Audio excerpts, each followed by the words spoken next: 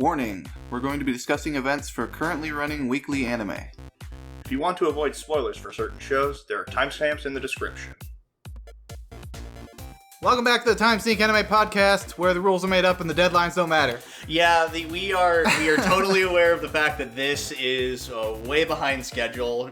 I would say it's not like a week or two behind schedule because of like the bleed over. Yeah, that's true. That is very true. Anyway, I am Rex, and this is my co-host Jay. How's it going, everybody? And we are talking about the whole of spring 2019. Yeah, more or less just our kind of impressions on some of the shows, how they concluded, our ratings of those shows, and we're just going to be kind of breaking it down and just kind of talking about what really just a whelming season that spring 2019 was. Like, spring 2019 was not a bad season. Don't get me wrong. There just wasn't a whole lot last season that was, like, super good. We've talked about that kind of ad nauseum. Every other Annie-tuber has kind of talked about it ad nauseum. But, yeah, we're just here to kind of talk about the shows themselves. What we liked, what we didn't, and ultimately what our favorite shows and stuff from this season were.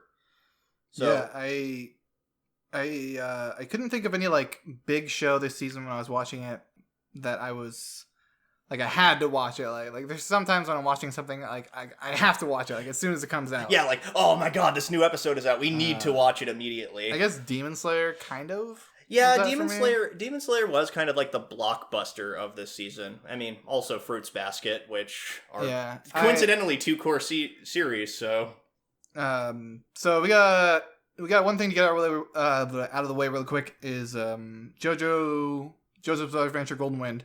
We're not going to be talking about today because we're doing a whole separate video talking about the entirety of the Golden Wind arc. Yeah, we're probably gonna strap into that for quite a while. Like, I don't know exactly how long we're going to. There's a lot to talk about. There is quite a bit to dissect. It would be too much for this one video. Yeah. Also, the finale is not out yet. So. Yeah, the finale is not out yet as we are recording, but it should be coming out soon, and we'll be talking about that once it's finally out. But getting into the reviews of spring 2019, we are starting off with Attack on Titan Season 3 Part 2. Okay, let's get this out of the way. This has to be, like, the best part of Attack on Titan so far, right? The best is... subjective? Subjective, yeah. Because I know a lot of people like the first season the best. I mean, in regards to, like, plot, character development, stuff like that. I like it the most. I agree. I will say that. Like, in my opinion, I think this is the best. Because the first season, as hype as it was kind of lacking on plot elements, character developments. Most of the characters were pretty one note, especially when you look back. It kind of, Titan as a series as a whole, I think, has had to kind of take a while to really get into, like, the serious stuff. Mm-hmm. But yeah, just insert all the clips of Eren just like kill the Titans, kill all the Titans, kill the Titans, kill the Titans. Like probably just cue like the Doom music while he's running, like flying around. Mikasa was like, "I'm gonna protect Eren," and Armin is, "I'm here." Yeah, I'm here. I'm smart. I'm also incredibly weak, but I try really hard. Don't forget about me. But this final season, I have made a mistake of starting to read the manga while I was in the middle of the show. Because, like, I got up to the point where they were about to go into the basement. Yeah. In the manga before the season started. Started watching the season, and then I heard something really interesting happened. So I started reading ahead while the season of this anime was still going, and then I, like, never got around to watching the last 5 episodes. Yeah. I read it already. Yeah, I had never read the manga. I wasn't going to really spoil myself on that just yet. I don't know if I actually plan on reading the manga, like, because I'm already just having such a good time with the series, and it seems like Attack on Titan's already been confirmed for its conclusion, its final season next year, so I don't really see a point. Yeah, it's going to end relatively soon. Exactly.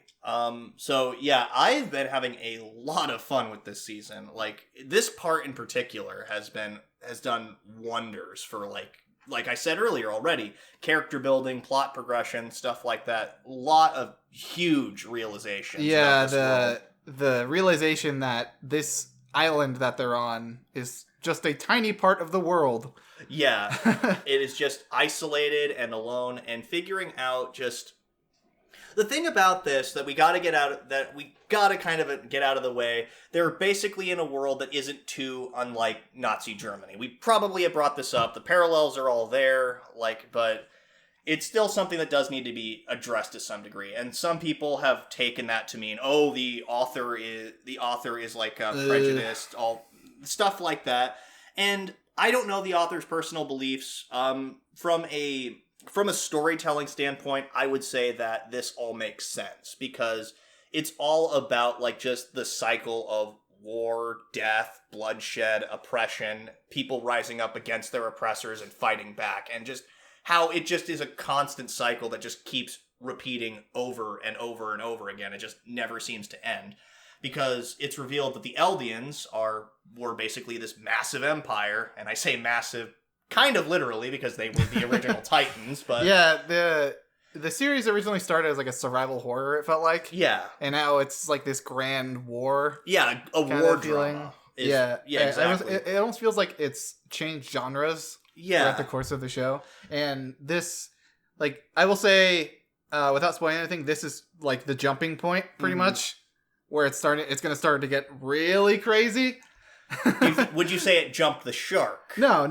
Okay. It stayed good, and the quality is good, but it jumps genres like.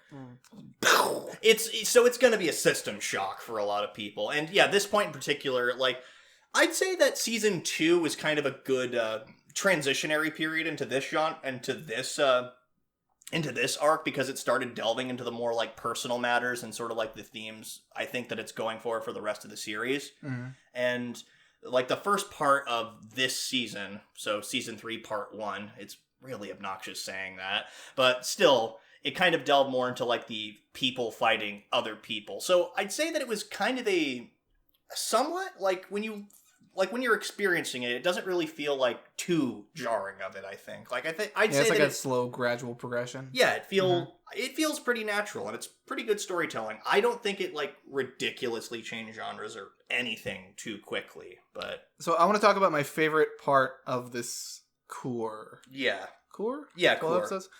Or was it like 10 episodes? Yeah, but we're just going to call it a core. It was this core, the part with Erwin, right? Yes. Just the part where he's basically trying to convince a bunch of people to just march into death. Just that voice actor and the script and like the no music in the background and everything was just done so perfectly, because you see this Erwin, who is and I say with no hesitation, a monster of a person. Like he is not a good person.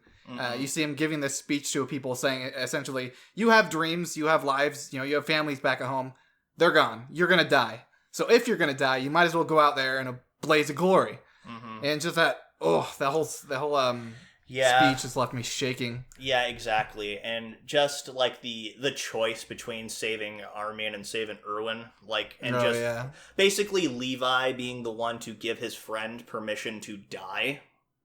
And telling him that it's, basically, you lead them all to die, I'll be the one to carry everything through. Basically saying, I'll be the one to bear your suffering and the legacy you've left behind going forward. It's about as meaningful of a sentiment as you can get from Levi. It was something I legitimately was not expecting. Yeah. Because from a character who has usually been so seemingly cold, cynical, and jaded, but has in the past shown there is still a human beneath that. And his interactions with Kenny. Yeah, exactly. This was just a really good season, and that final scene when they're just overlooking the ocean and Eren is just kind of a broken person, really, because he realizes, we finally achieved our dreams. We've done what we've always wanted to do. See the ocean. See that the world is much bigger. But now that we're here, now what? Yeah, exactly. It's just, it's such a hollow feeling. And especially because he realizes on the other side of that ocean, there's just going to be more pain ahead. Just because he reached his dream doesn't mean that everything's fixed. In fact, the pain is just beginning. Mm-hmm. That's a really good way to put it. To borrow a quote from an album, it's when all your wishes are granted, many of your dreams will be destroyed. And I'd say that's a pretty apt way of describing it, because he got his wish to see the ocean, but now his dreams of like actually living a peaceful life are just non-existent at this point. I think it does a really good job of putting the audience in that feeling too. Yeah. Because in the beginning of the series, way back in season 1, they're like, yeah, we're gonna go see the ocean. And they showed flashbacks when they were kids, and this has been the one thing we've been watching them fight for this entire time. Like freedom. Like yeah, and it's just like, like you said, now that they get there and there's still more. The whole fight against the Beast Titan beforehand, it felt like that was the final boss. Like that was the last thing standing between them and the ocean, and finally being free of being killed by Titans. Mm-hmm. And now Titans aren't really a problem anymore. Yeah, because they not only reclaimed the entirety of Wall Maria, they had killed a bunch of the Titans that were out in the wastelands, so to speak, and they finally, like after a couple of years, I think, or maybe a year and a half or something, finally reached the ocean. It's such a hollow, like kind of depressing, really, episode, because it is just really bleak in how it ends. I love that's the note they ended on, though. Absolutely. It's about, because now it just leaves the audience kind of wanting more and figuring out, well, how are they going to solve this problem? Like, it's just, like, after all this buildup, you finally are just left wondering, well, shit, now what? And so, final scores. Well, what would you give this? I would give this Attack on Titan Season 3 Part 2. I would give this a solid 9.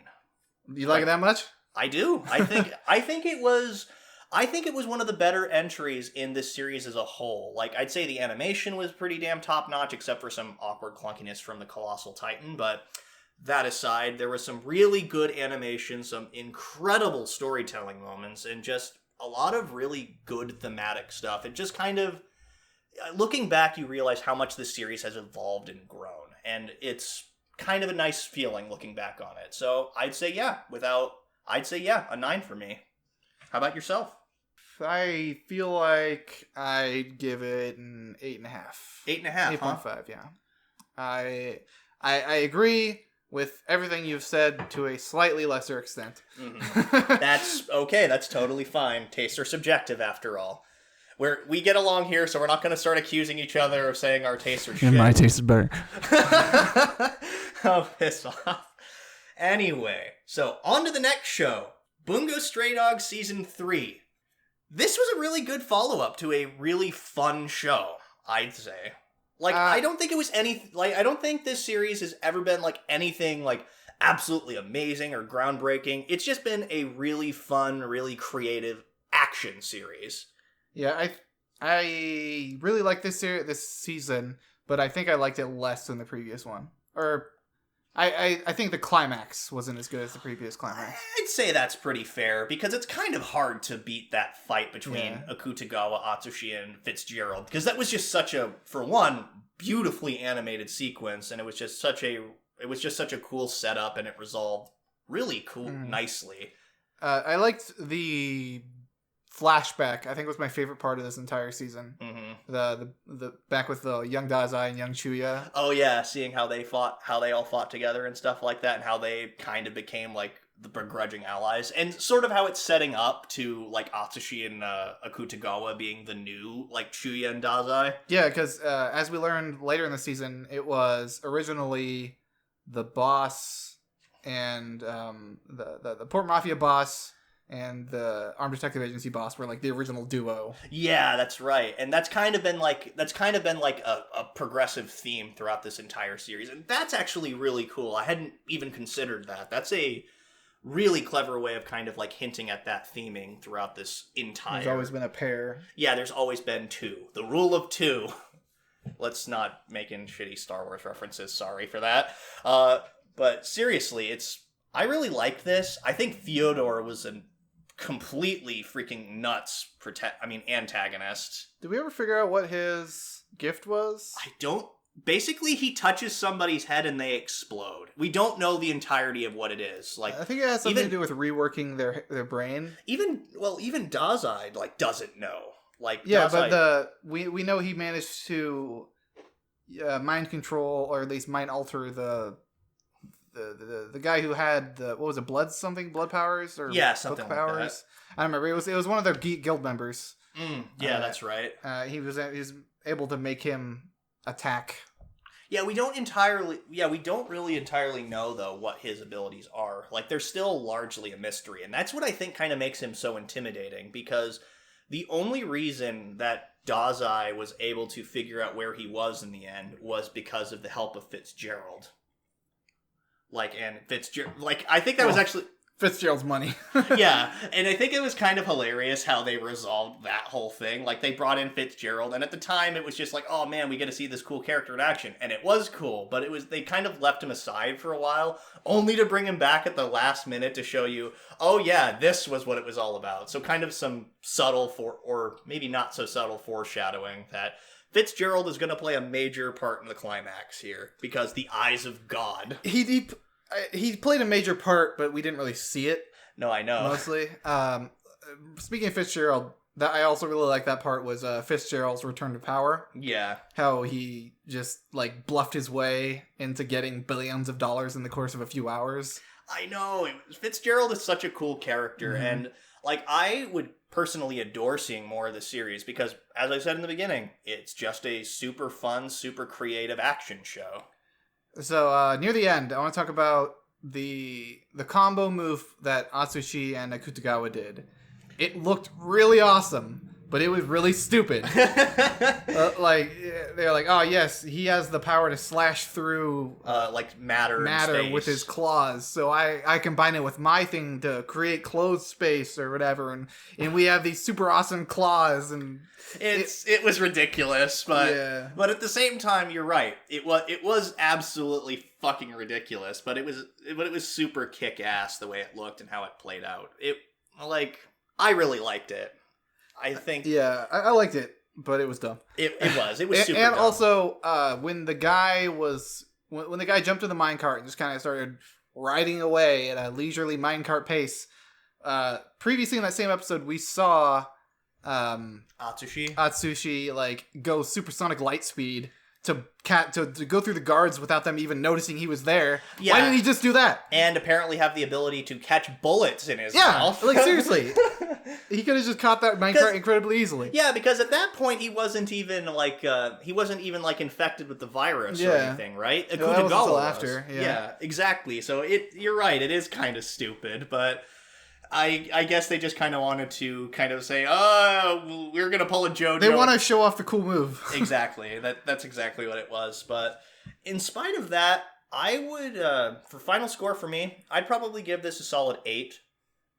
Because it's still it's got its problems, but it's still a really fun show and something I looked forward to watching quite a bit every week. So I'd say it's a really good show.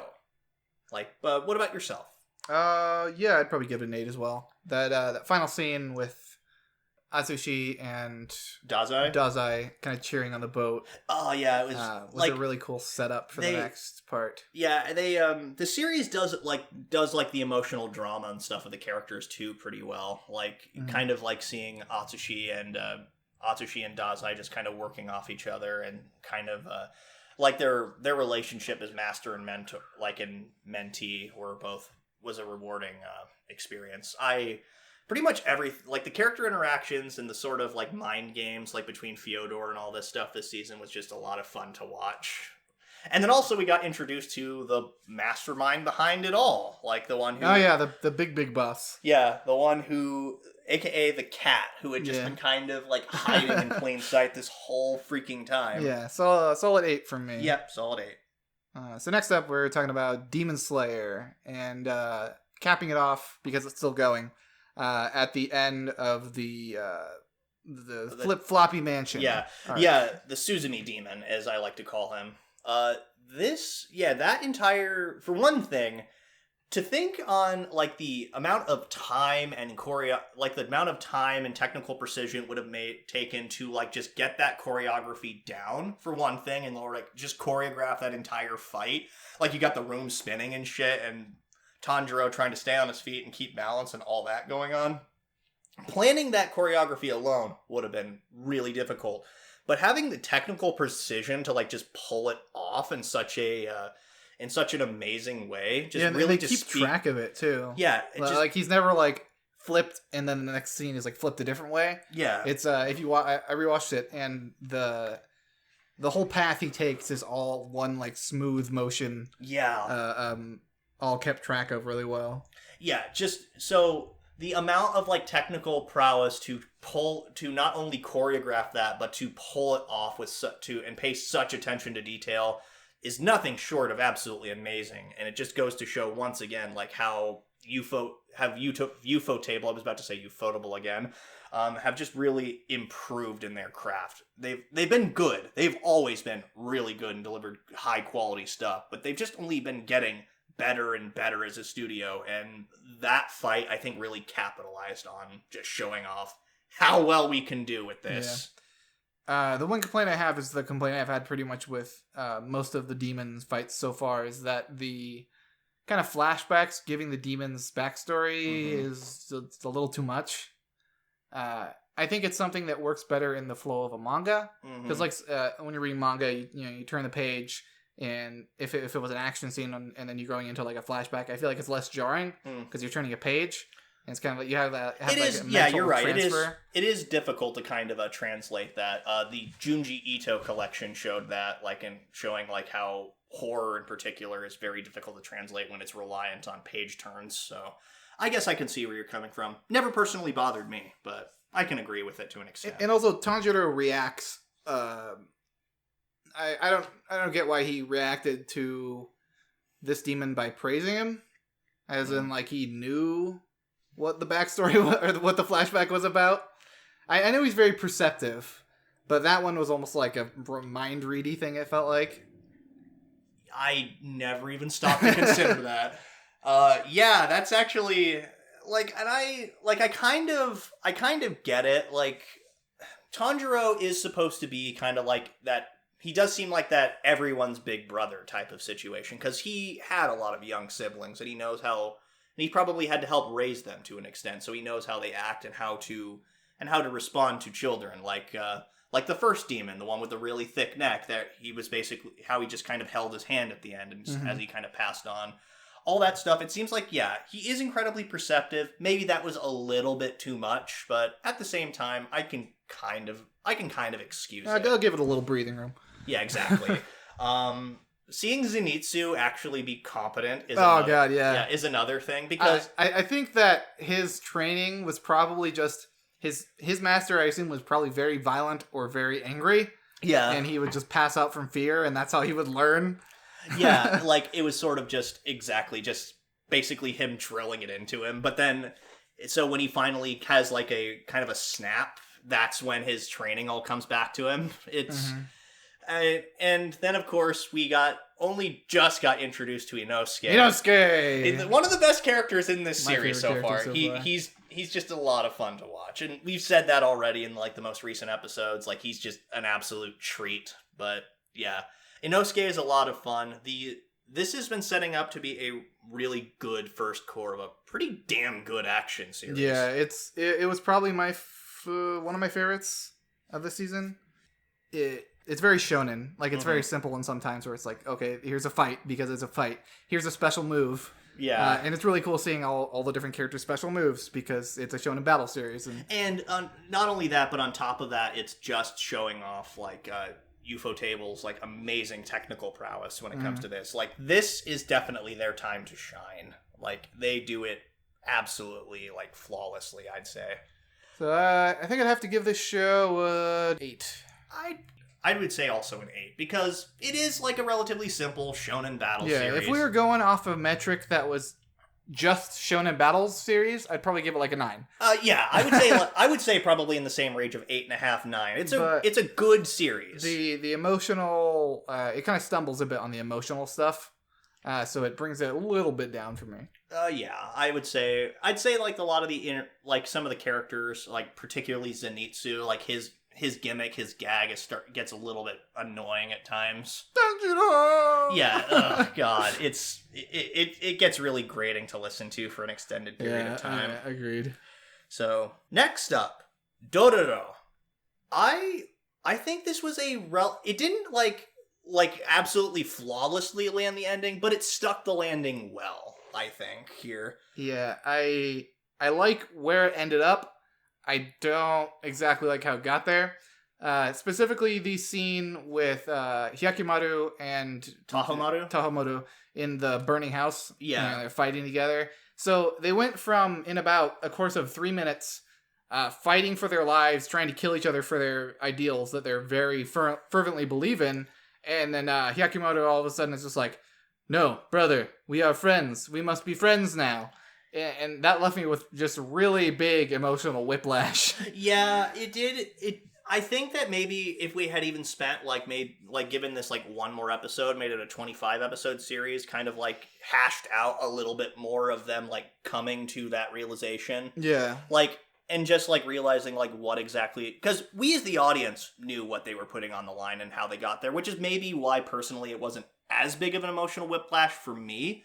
But at the same time, it would have been nice to see the characters kind of hash it out together, and slowly kind of more dialogue. Yeah, which is interesting to say in in an action sequence like this.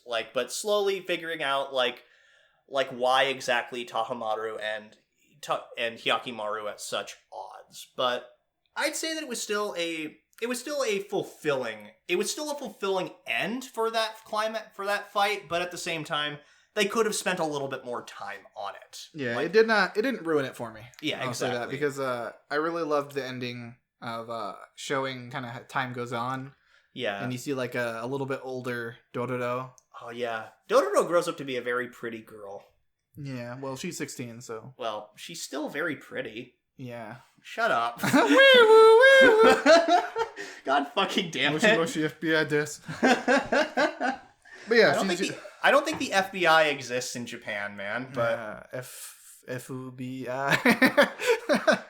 Oh my god, this is so cringy. Anyway, but let me just say that I absolutely adored Daigo's resolution. How Hyakimaru basically doesn't kill him in the end. And he leaves him to live. I'd say that's a huge moment, not just for Hyakimaru, because that was something we were worried about. Is he actually going to kill his dad? But at the same time, and he had every right to, I think. But at the same time, I'd say it's more cruel to just let him live with the knowledge he has now. Well, yeah, death is the easy way out. You don't have to think about things anymore. Yeah. But Daigo now lives in a situation where he truly regrets what he did, because he looks back and realized that everything he had done up to that point was literally for nothing.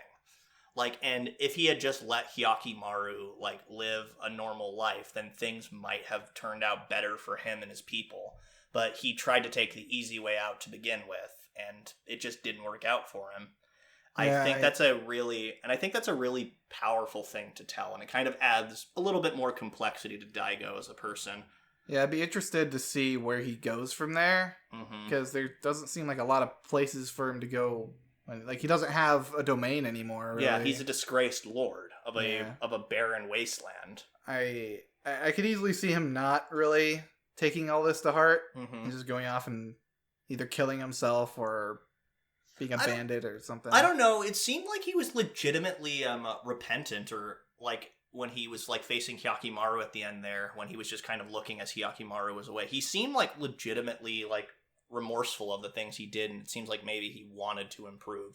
He not he does is open to interpretation, but that's the impression that I got. It seems like he knows that he legitimately fucked up, and he wants to at least try to improve. And if he can't, he recognizes that this was all his fault, and he deserves whatever punishment come what may. I think that that's a great message to end this series on. At least for his character. Yeah. I liked what Dororo, what her idea was to do with the money in the end. I kind of saw that coming a mile away. Yeah, sure. But she finally found a place that she felt like these people would be a lot happier if they had this money, and then she felt like she could actually have a purpose in life. Yeah, exactly. Outside of following Hyakimaru around. Yeah, I agree. Like, it was I wasn't saying that as a bad thing. Like, I kind of knew that was something that was going to end up happening. I just kind of picked that together, like, realizing what Dororo's ideals and stuff are, and I just kind of put those puzzle pieces together and took an educated guess. And ultimately, I'm happy with the way the show went. It's really fitting for Dororo as a character. Mm-hmm. Hyakimaru, like, learning to kind of be on his own for a while as well. Like, not like, because Dororo and Hyakimaru split off again, but this time they were on more amicable terms, I think. Like, Hyakimaru just wants to live as a human now for a little while. Yeah, he has to start over pretty much. Yeah, exactly. This whole process where he was slowly becoming human, he was living like a life of killing everything. Yeah. Just to get everything that was taken from him. And now that he has everything back, he can finally just get it, wipe a clean slate. And I think he probably will go back and see Dororo eventually. I mean, that's certainly what the ending hinted at. Like the very last scene when Dororo's grown up and she sees Hyakimaru on the docks. Yeah.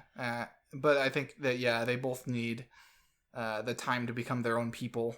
Yeah, exactly. And I'd say that was a great way. This was aside from a minor stumble, I'd say that this really stuck the landing as far as endings go. Like, it was a satisfying conclusion to a really good, if not great, series. Yeah. Janky frog eyeball man episode aside. Oh god. that was a blemish. Like, that was a blemish that you had even kind of forgotten existed. Yeah, which is a good sign for this show. Really. Because, like, I hadn't forgotten it just because it had left because it was, like, for me, such a noticeable thing and a stain on otherwise really, really good show. But yeah, that it's definitely something where the series, like, how the rest of the series kind of, like, took away from that and made you realize and made you kind of forget about it a little bit, which I would say is how it just handled really good storytelling and pretty damn good animation. Like, the animation between like the fighting between Hyakimaru and Tahomaru was really good as per usual. Very, like, kind of 90s, like, high energy for the majority of the series, the animation was really good. Yeah, exactly. I adored this series, which is why I'll personally be giving it a 9. 9? Yeah. Wow. I like it. I like it, but I like it more like a 7.5. Oh, really? Yeah. It's just like, it kind of, it felt a little junk foody at me at times. Well, the animation was pretty good. It wasn't, like, amazing. It didn't feel like that high level for me.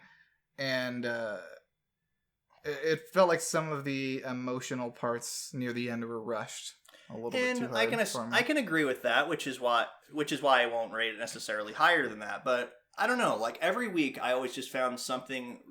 It was one of my personal favorite shows to, like, talk about. Like, a lot of my reviews on individual episodes on KITSU were probably some of the more my thought out kind of lengthy reviews. So I always found something really good to talk about with this series, and maybe that's why it holds such a high regard for me, just because I liked watching this series. It didn't really feel like junk food. I really wanted to kind of dissect it and understand it, and realize how this is an adaptation of a classic property done right. I think it's rare that we see, like, an adaptation that kind of goes its own direction, like, is not only willing to go its own direction to a degree, but deliver it in such a good way, I think. And that's why I'm personally rating it so high. I can understand why people may not necessarily agree with me, but for me, 9. So next up we have a show that is mostly going to be relying on you, Fairy Gone, because I ducked out about like 7 episodes in because I was falling asleep. All right. So I am going to be honest, I don't entirely remember a lot of the stuff at the very ending of this series. Did you just watch it because you felt like you had to watch it or something? I kind of did, and I did write, like, episode reviews of it. I did want to take it seriously, but at the same, and I did because, like, I recognized the potential this show had, but at the same time, it really was kind of at the end more for obligation's sake rather than any legitimate enjoyment. So let me just kind of say some of the goods from this. The setting is kind of cool. Like a lot of the technology and stuff behind it. It's a relatively fascinating concept, but if you want to see this concept handled well, then just watch To the Abandoned Sacred Beast, like it already handled the first episode anyway. It handled its prologue at least way better, and it's a similar concept. Yeah, I really like it almost feels like LA noir kind of setting, but it's like medieval.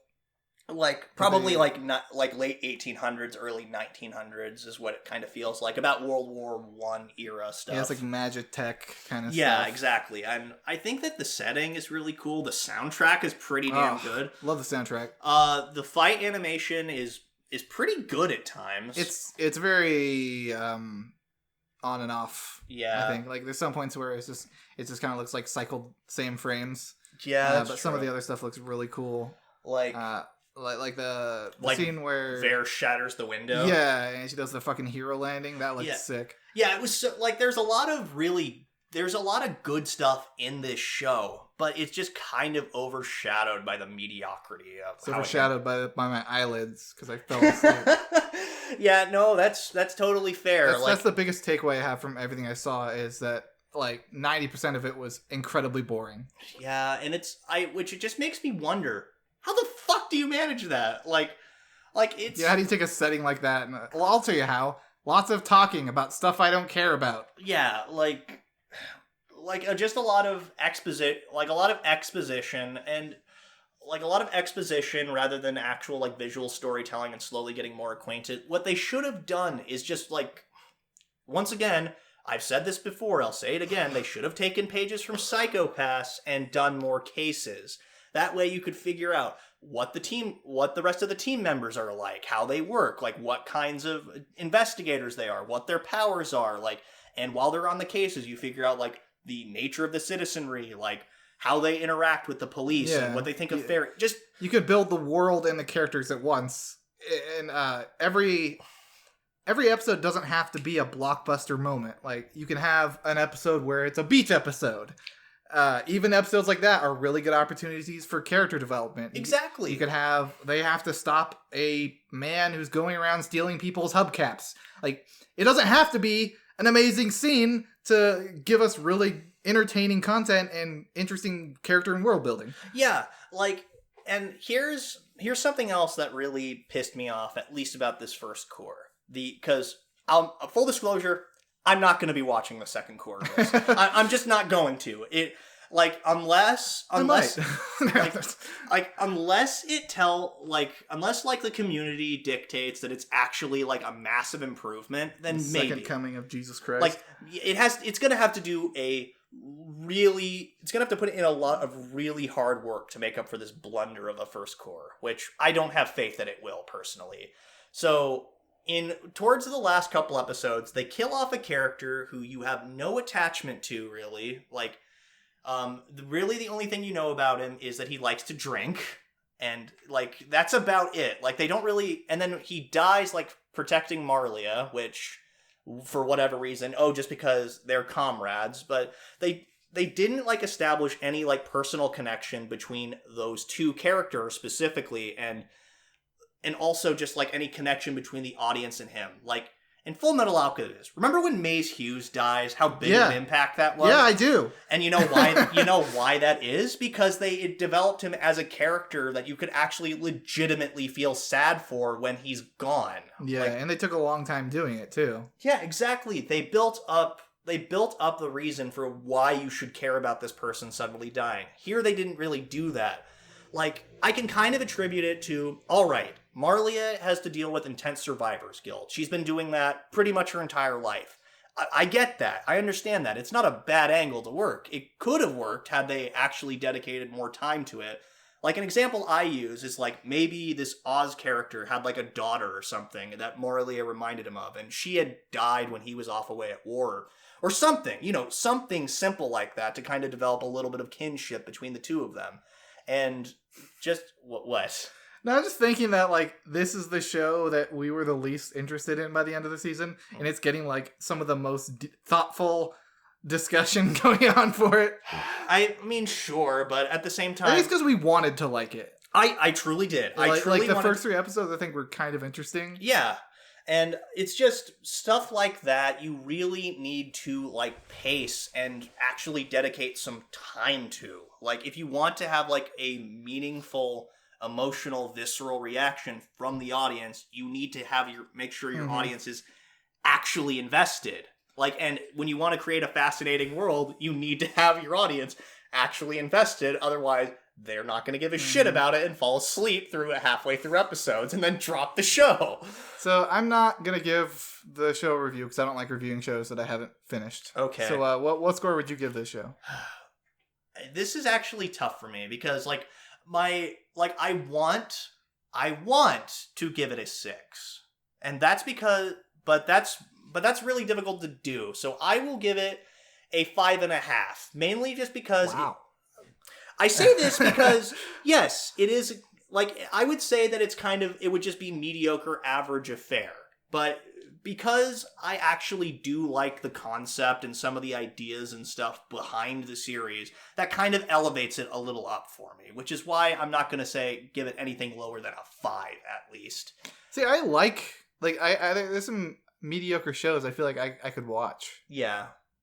But I just... Maybe it's just because I wanted to give it more of a chance and I was willing to kind of sit through it. But, so 5.5 then. Yep, 5.5 from me. Anyway, so next up, Fruits Basket, a much better show. This show has blown me away. Yeah. So I had never watched the original Fruits Basket when it was, aired in the olden days of anime. Like 2001, I think, is when the original series came out. I have gone back and looked at, like, the art, and compared to this, it's fucking hideous. The original art for the original series is absolutely atrocious. I think the art from the original manga is charming in its own right, but the original art from the original anime is absolute hot garbage. Yeah, this show, the art's gorgeous. I love Toru so much. She's Toru's so precious. Toru's so wholesome. So she's really precious and honest, but I feel like sometimes a series will present a character as, like, the honest, nice character, but they kind of do it in a little bit of a heavy-handed way. No, she's just a legitimately good person. Yeah, and based on, like, all the shit she's had to go through, you feel why she is this way. Like, she doesn't take anything for granted. Yeah, exactly. And I think it's kind of like taking the quote unquote cliches and kind of using them in actually giving, like, novel explanations as to why and figuring out, like, why she's a good person. Like, they're not just cliches just for the sake of having them. Like, they didn't just want a sweet, precious cinnamon roll character just for the sake of having a precious cinnamon roll character. Yeah, the show would have been way less interesting that way. Exactly. She's just a legitimately good character. Like, sure, she's a little ditzy and stuff at times, but at the same time, she's way wiser than she sometimes lets on. And stuff. Like the whole plum on the back. Yeah, exactly. Analogy. Yeah, exactly. She has some really interesting ways of figuring stuff out, but she's not a complete idiot either, and I appreciate that about her. And then, of course, we have the two boys, Kyo and Yuki. They're both incredibly delightful, a lot of fun. They are very how do I put this? Exaggerated forms of their characters. Yeah, but because you have Yuki, who's like your stone, you're like your kudere, your pretty boy, and then you have Kyo, who's like as tsundere ever did tsundere. Yeah, pretty much. But the thing is, like, the way this ensemble cast works is having all the different characters that have those kind of popping out personalities.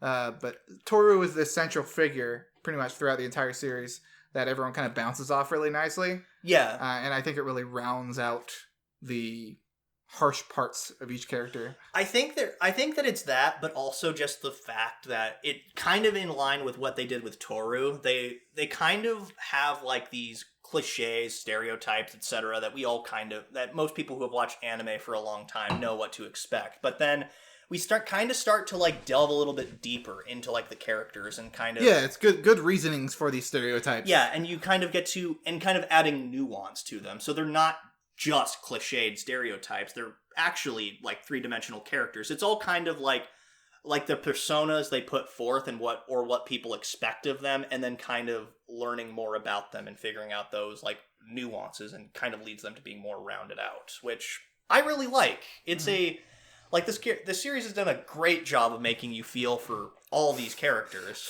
Yeah. This show is an emotional landmine for me because I know that every episode there's potential that I'm going to want to cry because there's like it. I feel unnerved when we get an entire episode of just happy things happening. Because you know something very bad is lurking so around I'm just the like corner. tiptoeing, like, oh god, when's the next one gonna happen? Yeah, like, I mean, we can't really talk about it in this episode, but there was an episode fairly recently that I was just like, oh, dear God. Like, I feel really sad. I think the best example of that in the first core was Toru going back to her grandpa's house. Oh my god, that was so good. Just the scene of her like finally realizing that she has something that she wants. Like even though she feels like she shouldn't want it because she's like I shouldn't feel allowed to want things because she doesn't feel like she's earned it. Mm-hmm. But she finally just breaks down emotionally and says she wants something for once. I'd say like the most emotional moment for me like would be like when you finally find out what the Fruits Basket game is, like, and figure out like why. Oh yeah, how she had no friends. Yeah, that was really that's another stereotype that was handled incredibly well. Yeah, and it's just this is such a good series, and like I've said it while we were watching it throughout this entire first core, like I can understand why it's such a beloved series, and I'm glad that I'm watching it now.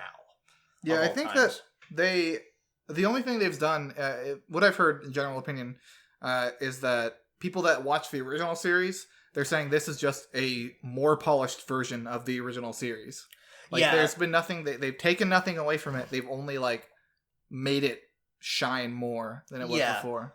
And I've heard that too, and I've also heard that since the series is going to be going on longer, that they're actually going to like give an appropriate ending the way that the manga did, like, and actually give time to end it the way it was originally intended to end. Yeah, Fruits Basket Brotherhood.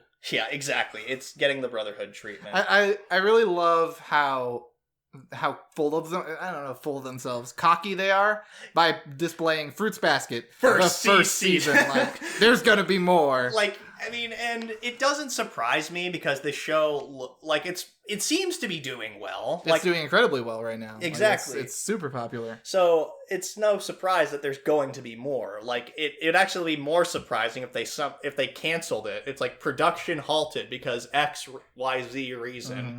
But I don't know. That all out of the way. Your rating for this? First core anyway?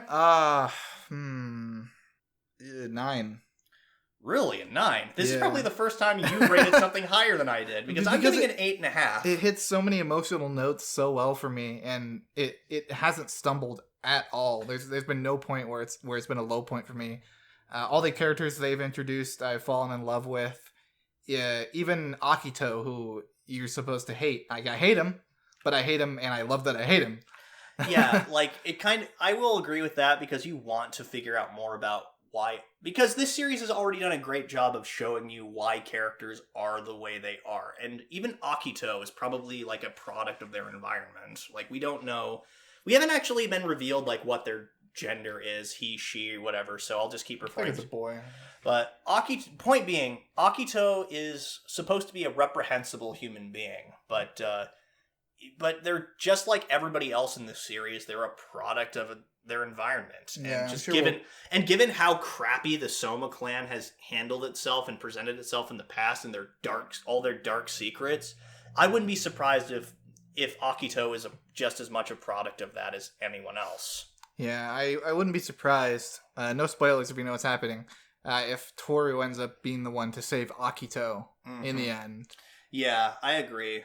This series has been absolute treat to watch. One of my favorites this season, I think. Mm-hmm.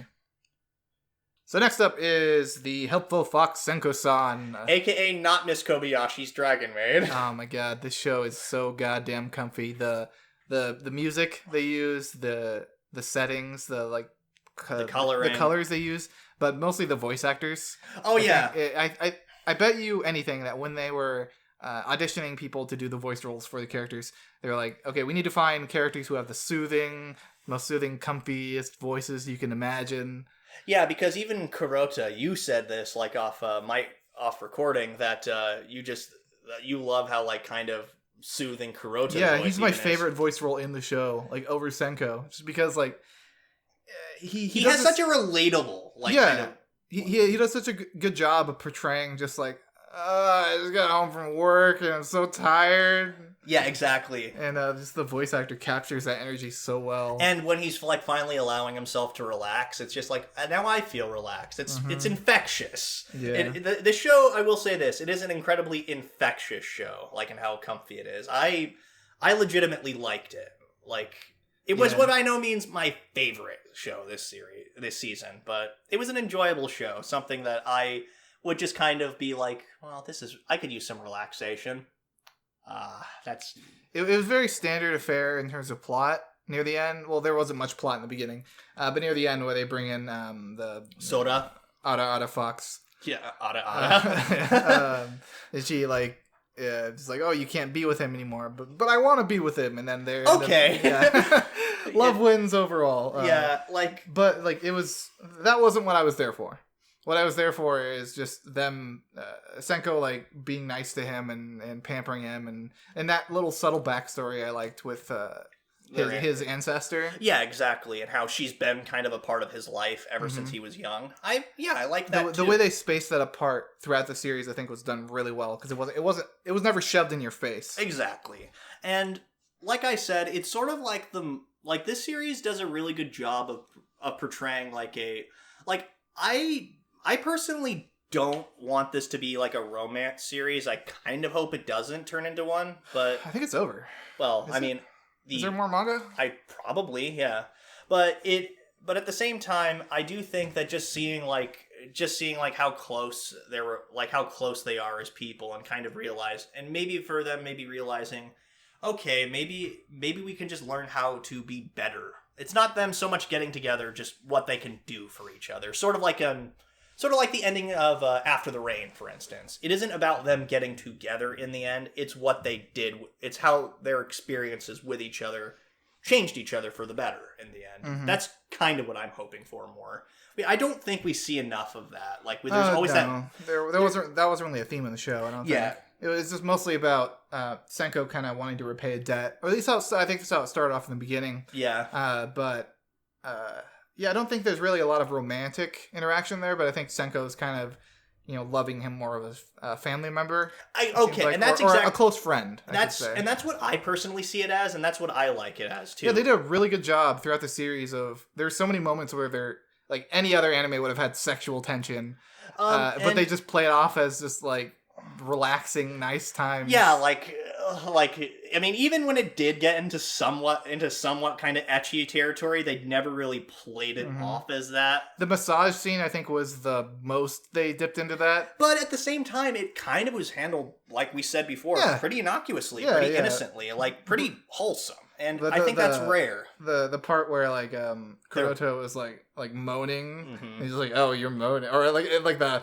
"I'm gonna step on you" kind of thing. The internet had fun with that. But that's more to do with just the kind of person that Senko is. Yeah. Like, she's just playing around. She's just teasing, and I think that she kind of knows how it can be taken. So she's being coy and funny. And I like that every single time.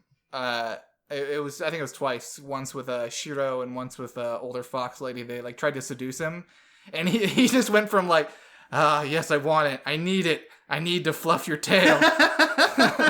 Yeah, no, that's such a good. It's a funny little gag too. Like, and I love how when they revealed that Sora, like, she's like such like this huge presence and stuff, like absolutely like drop dead gorgeous, but then at the same time Kuroto just kind of looks at her and is like, wow, she's way smaller than I thought. And because she only comes up to like his chest, she isn't that much taller than Senko. Like, the show has a lot of pretty damn funny subversions of other like sort of ecchi comedies. Yeah, I think that the show is better if you are a person that's watched a lot of anime, because like there's so many tropes that they subvert. Exactly. If you were just watching it, like, let's say this was your first couple anime or whatever, it would just be like a funny little romp. Yeah. But yeah, it plays really well off of the expectations people have from watching so much anime. Exactly. So I think I'd have to give this show a 7.5.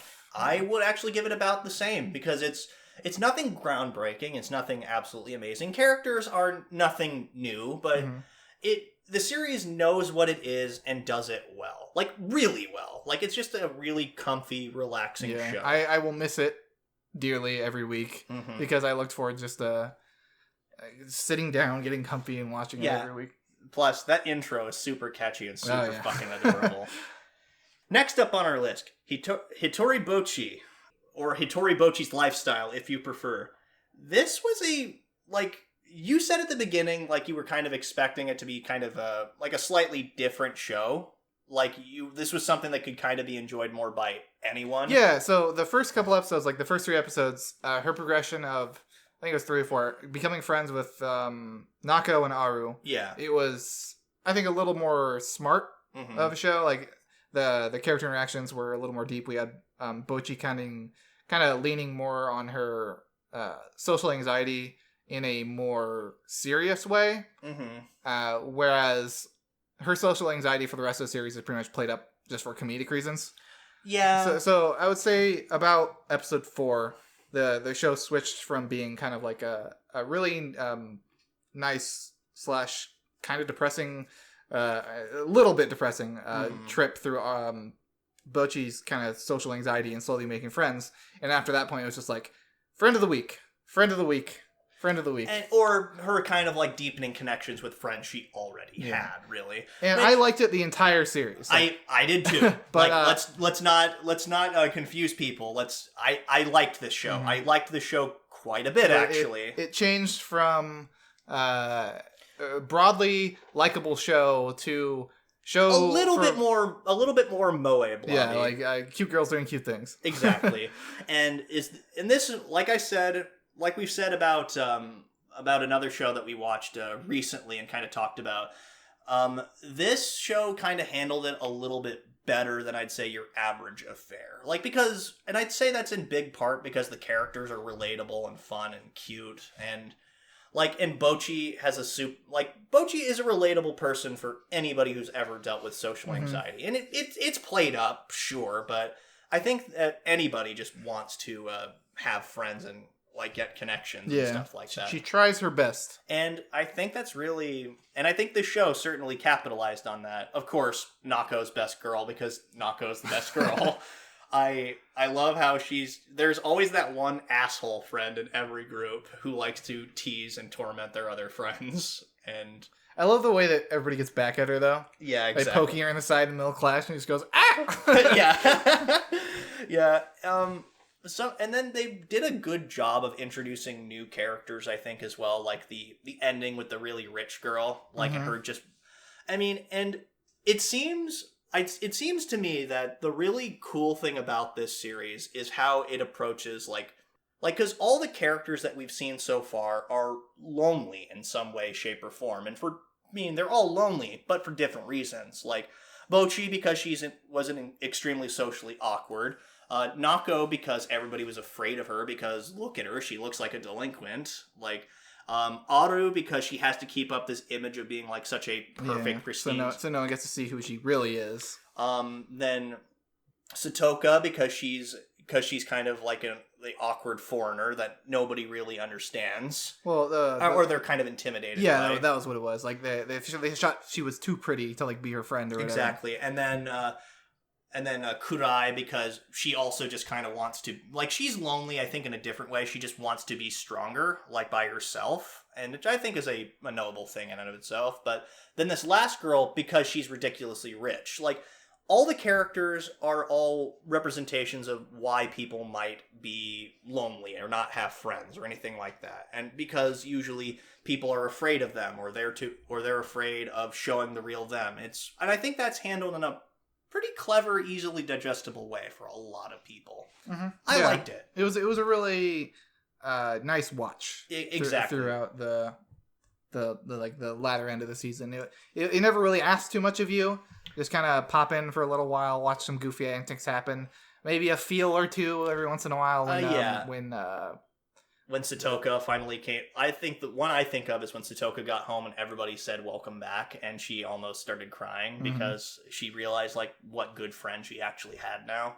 And like her, especially in her lonely ass apartment where she had nobody. The plotline of Satoka trying to be friends with Bocchi kind of got a little old fast, I think. Yeah. Because she's, she has to be my master. But we can actually be friends. It was kind of frustrating to watch a little bit. I can sympathize with that. I agree. It was a little frustrating and kind of did drag on for a little longer than it needed to. But by the end of the series, I think I was pretty happy with it. Just the ending scene of them all walking together on the sidewalk. Yeah, that was super cool. And the other thing is when they kind of played back to the first episode where it's like, I'm your homeroom teacher, so let's go through introductions again. I'm going to pick somebody to introduce themselves, and he starts with Bocchi, and it's kind of pretty much like a play to the first season, like in the very first episode. It's kind of a nice way to end it because it shows, like, that entire episode shows, like, how much has changed for Bocchi for the better, but also how much she still needs to work on as a person. Like, because she still, at the end of the day, threw up when she had to speak in front of the entire class. It was very anime ending, where it's like, status quo, pretty much ending. And I, like, personally, this is one of those series that if it never got a second season, I'd be okay with that because I had a enjoyable time watching just what I got. If it ever did get a second season, second core, whatever, I'd be happy with it too. Yeah, if it's more of the same, just her getting more friends, I'll probably watch it. Exactly. It's cute and funny. It is. It's a harmless way to spend your time. It's nothing deep. If you're looking for something like that, you're not gonna like it. But yeah, I at the end of the day, I'd probably have to give the show like a 7.5. Same 7.5 for me as well. Just for pretty much the reasons fun show. Exactly. Yeah. So next up is the hit short form comedy of the season, Isekai Quartet, that nobody knew they wanted, but as soon as it was announced, everybody wanted. Exactly. This show like never let up with how downright funny it was. Like it knew. Like, and if nothing else, at the end of the day, it made me want to go out and watch Saga of Tanya the Evil. Exactly, That's the only one I haven't seen. I haven't seen it yet. I absolutely want to. Yeah, that's my feeling after watching the show, too. My biggest impression of the season series is how impressed I am with the directors of each individual show. Mm-hmm. Because you really feel like they all did their research and went off and, like, checked out all the other 3 shows. Because they wrote all the dialogue in such a funny way that meshed together well, and they had like referential jokes to the original series that they were in. Yeah, exactly. And like the characters interacted so well, like Aqua pretty much just like, fucking turn undead! Get the fuck away from me, undead! Yeah, exactly. And I just think that like they did such a good job. And I was not expecting them to try and incorporate jiggle physics into this show. Oh my god, yeah. All of a sudden, Darkness she's a little chibi form and she still has huge honking tits. No kidding. Like this series, like it delivered like so well on laughs and stuff. And I'd say that this show would like it wouldn't be as funny if you weren't familiar with at least a few of these shows. Yeah. Like, you'd have to be familiar with at least 1 or 2 of them in order to, like, really appreciate it. I think they probably gambled pretty well on that one because all these shows were pretty big. Yeah. Obviously, Tanya being the least popular because in the beginning of the series, they actually had to give you background on who Tanya was. Exactly. Which is a shame because I hear that show is great. But... Yeah, that's what I heard too. But I mean, it's getting a movie, so... It's obviously the least successful of those 4 shows. Exactly. Because they were all blockbusters in their respective seasons. The one complaint I do have, like, and this is only like referring to the intro, and like the voice actors for Subaru and Kazuma sound very similar. So they both play that same type of character from the original world. They were that like loser high school guy. Yeah, exactly. So it does get a little bit confusing trying to figure out. It's like, wait, did Subaru say that or did Kazuma say that? Like, I'm sure that if you really paid attention, you could tell the differences, but at first glance, it's or at first listen, it's like, wait, you gotta listen to it this way.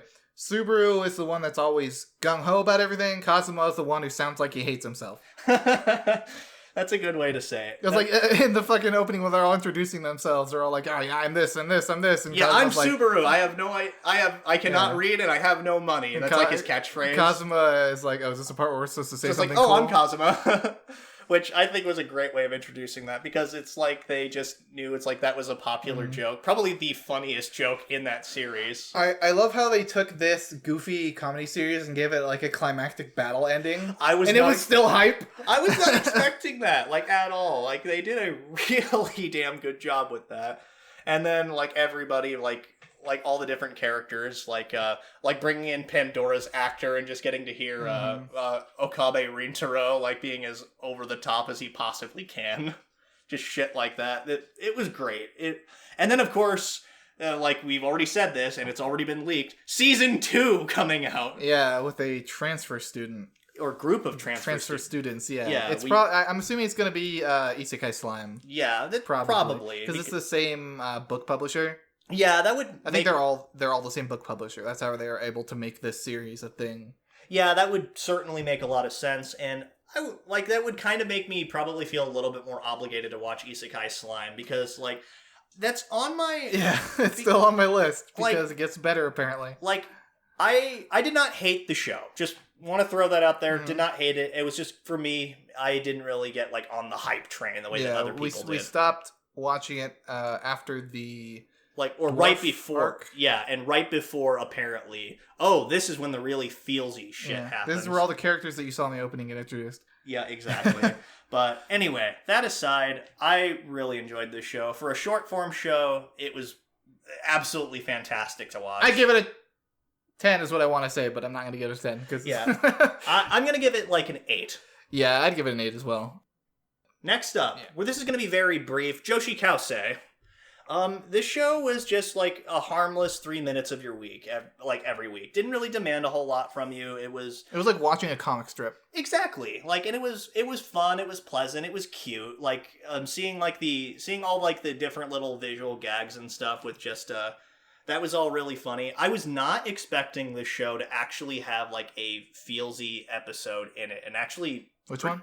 Episode 10, the one about that was a flashback episode about the hairpin. Oh yeah, that's really nice. I was not expecting that from this show, which is probably why it's surprised me so much. I was not expecting it, and they handled it well, because it was just all visual storytelling and just really short and quick and to the point. Yeah, I was so impressed. I was impressed with this that show because the way they tell you all these stories and these little jokes with no dialogue whatsoever, except for the occasional noises or giggling noises. and stuff like that. Which it's something I've never seen before. Yeah, it was. If at the end of the day, it was a cute little experiment. It was a nice experiment. I didn't think it was anything groundbreaking or amazing, but it was, for what it was good. I would give this... Well, hold on. Really quick, I want to talk about the ending scene. Oh, yeah. I loved it so much because they actually just put in one line of dialogue. I'm home. Yeah. Yeah. That was such a good way, I feel to cap off the season. Oh, yeah. That was actually a really good way of handling it. I wasn't expecting that, and it was just a nice little, oh, she said something. Wow. That was, I wouldn't normally give this too high of something, and it's not don't get me wrong, I'm not going to give it anything above an 8. For me, I would say this is probably more on the 6.5, 7 axes, probably 7. Yeah, I'd give it a 6.5, and I think that's pretty high for this kind of show. Yeah, exactly. And I'm only rating it that high because it's such an original, interesting concept of making a comedy show with no dialogue. Yeah, that is one reason. The reason that it kind of hedges it over a little bit more into 7 territory is just because that it actually did a relatively emotional episode with no dialogue in 3 minutes and actually handled it in a really cool way. And it was just something that I was legitimately not expecting, and I think they did a absolutely fabulous job with it. So 7 from me. So next up is Kono Oto Tomare, which this show was a beautiful music show with too much dialogue. Yeah, and it's kind of a shame too, because the character interactions and stuff, they're good. The design, the character designs, really good. The music, freaking beautiful. So I should probably just talk about that statement a little bit more. I don't mean there's too much dialogue as in during all the parts where people are talking there's too much dialogue. I think there's too much dialogue in all the performances.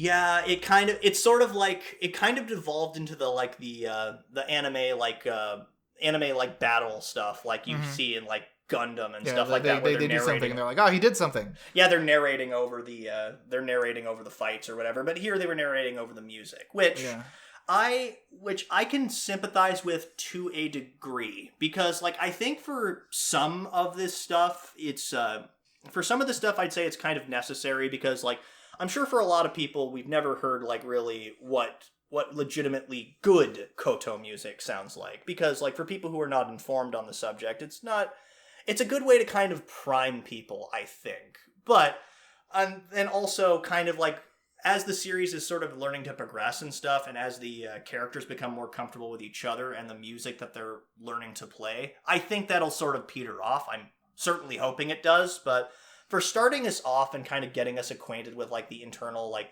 dialogues of the characters and stuff like that, like the final performance with Kuon, I think that was a good way of I think that was handled pretty well, all things considered, myself. But because we were finally getting able to like hear like the characters kind of hashing through this stuff, like maybe it would have been a little bit more effective if we just saw like their faces, like that's what I'd want. Just their faces, their reactions to everything. Yeah, realizing how much they're screwing up, like the audience kind of like starting to talk and stuff, and realizing they're not invested. So whenever someone struggles in all these performances, whenever someone has struggled, at least I think it's like the two big performances. Yeah.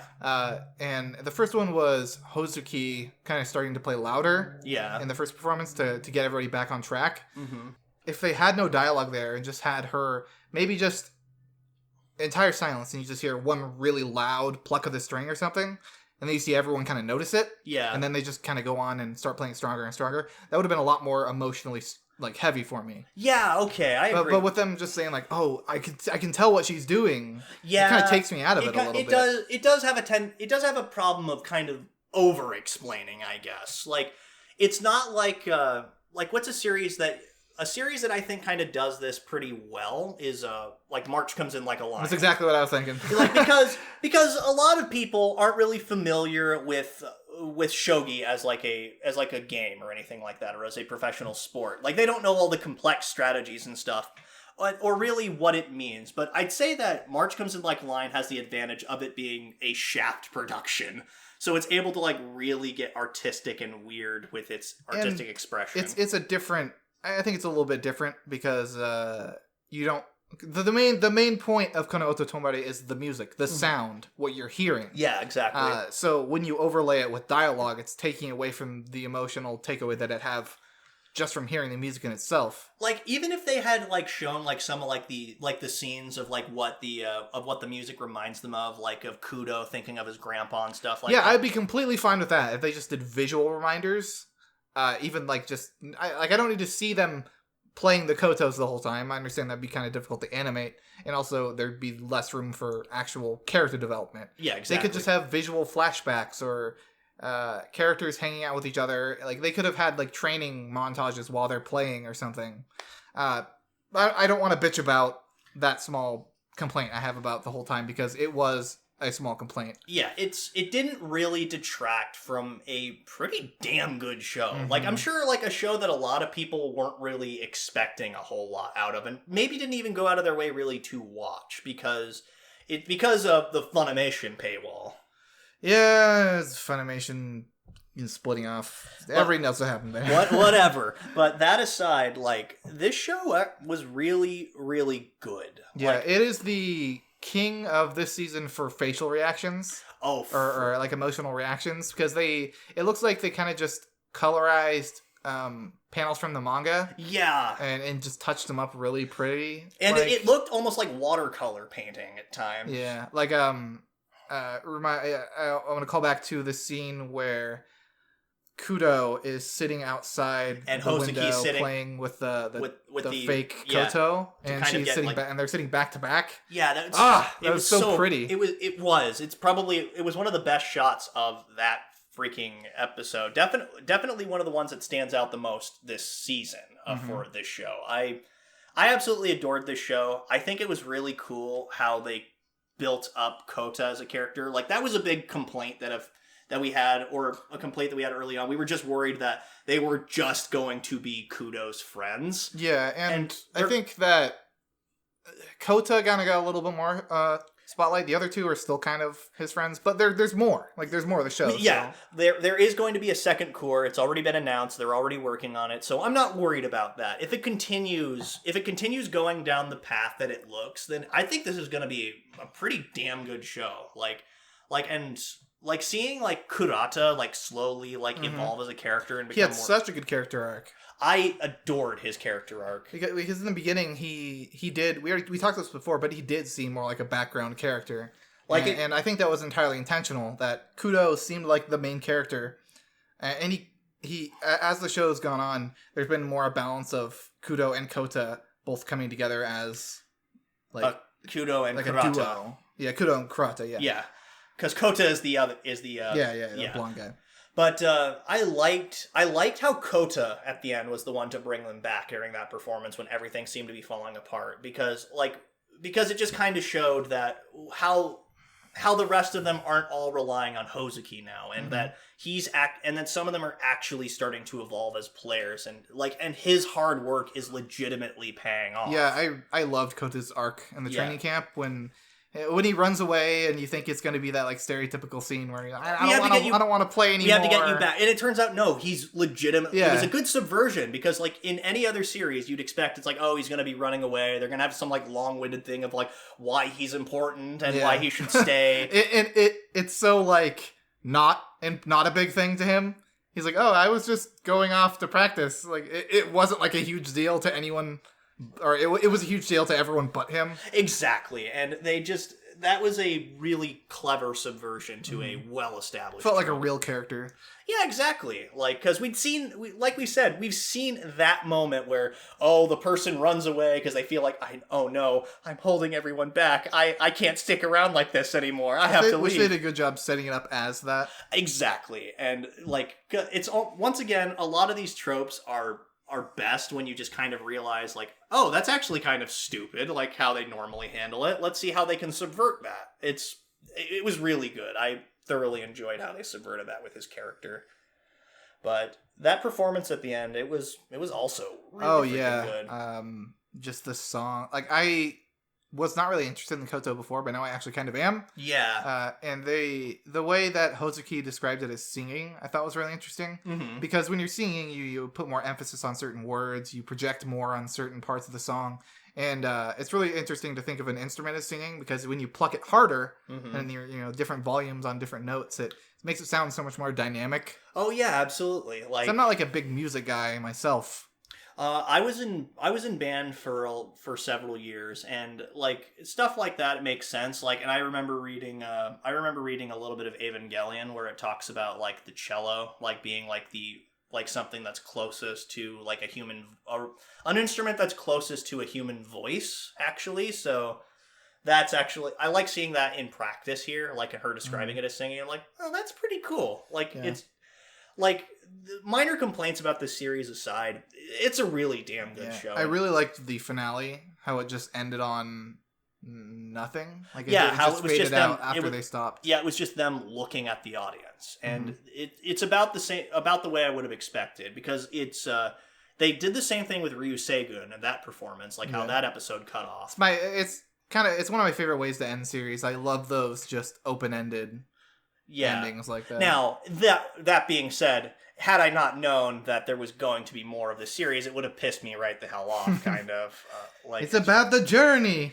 I get it, but at the same time, it's just one of those things that I'm personally glad I know there's a second season of this. So, what did you give this season? I gave it an 8. 8? Yeah.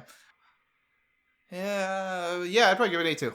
Yeah, really like good. Really good. Minor stumblings aside, and some characters not getting as much time as I personally think they need to. Like, it's a good setup and a good framework for a really good show. I'll lower it to 7.5. Oh, really? Because of dialogue. Yeah, dialogue over music. Yeah, that did kind of hinder what I personally think would have made it much higher for me, but it's not enough to make me drop it any lower, I think.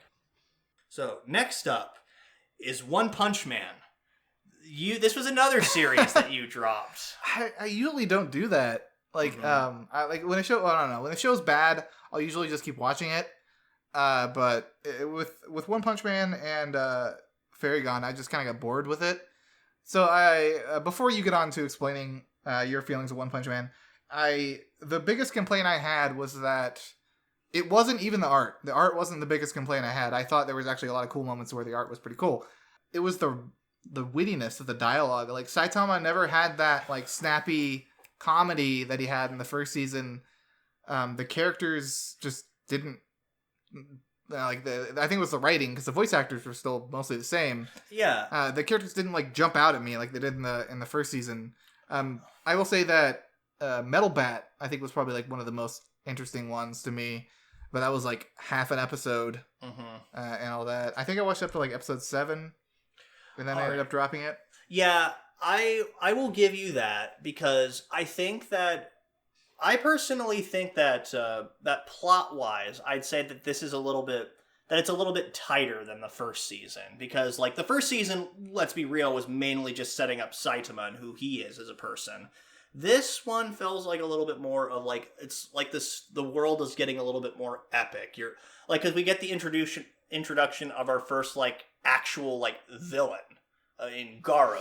And Garo is a fascinating character, actually. I'd say that he's probably one of the better, he's definitely one of the reasons I kept watching this show. Because Garo is a legitimately cool character.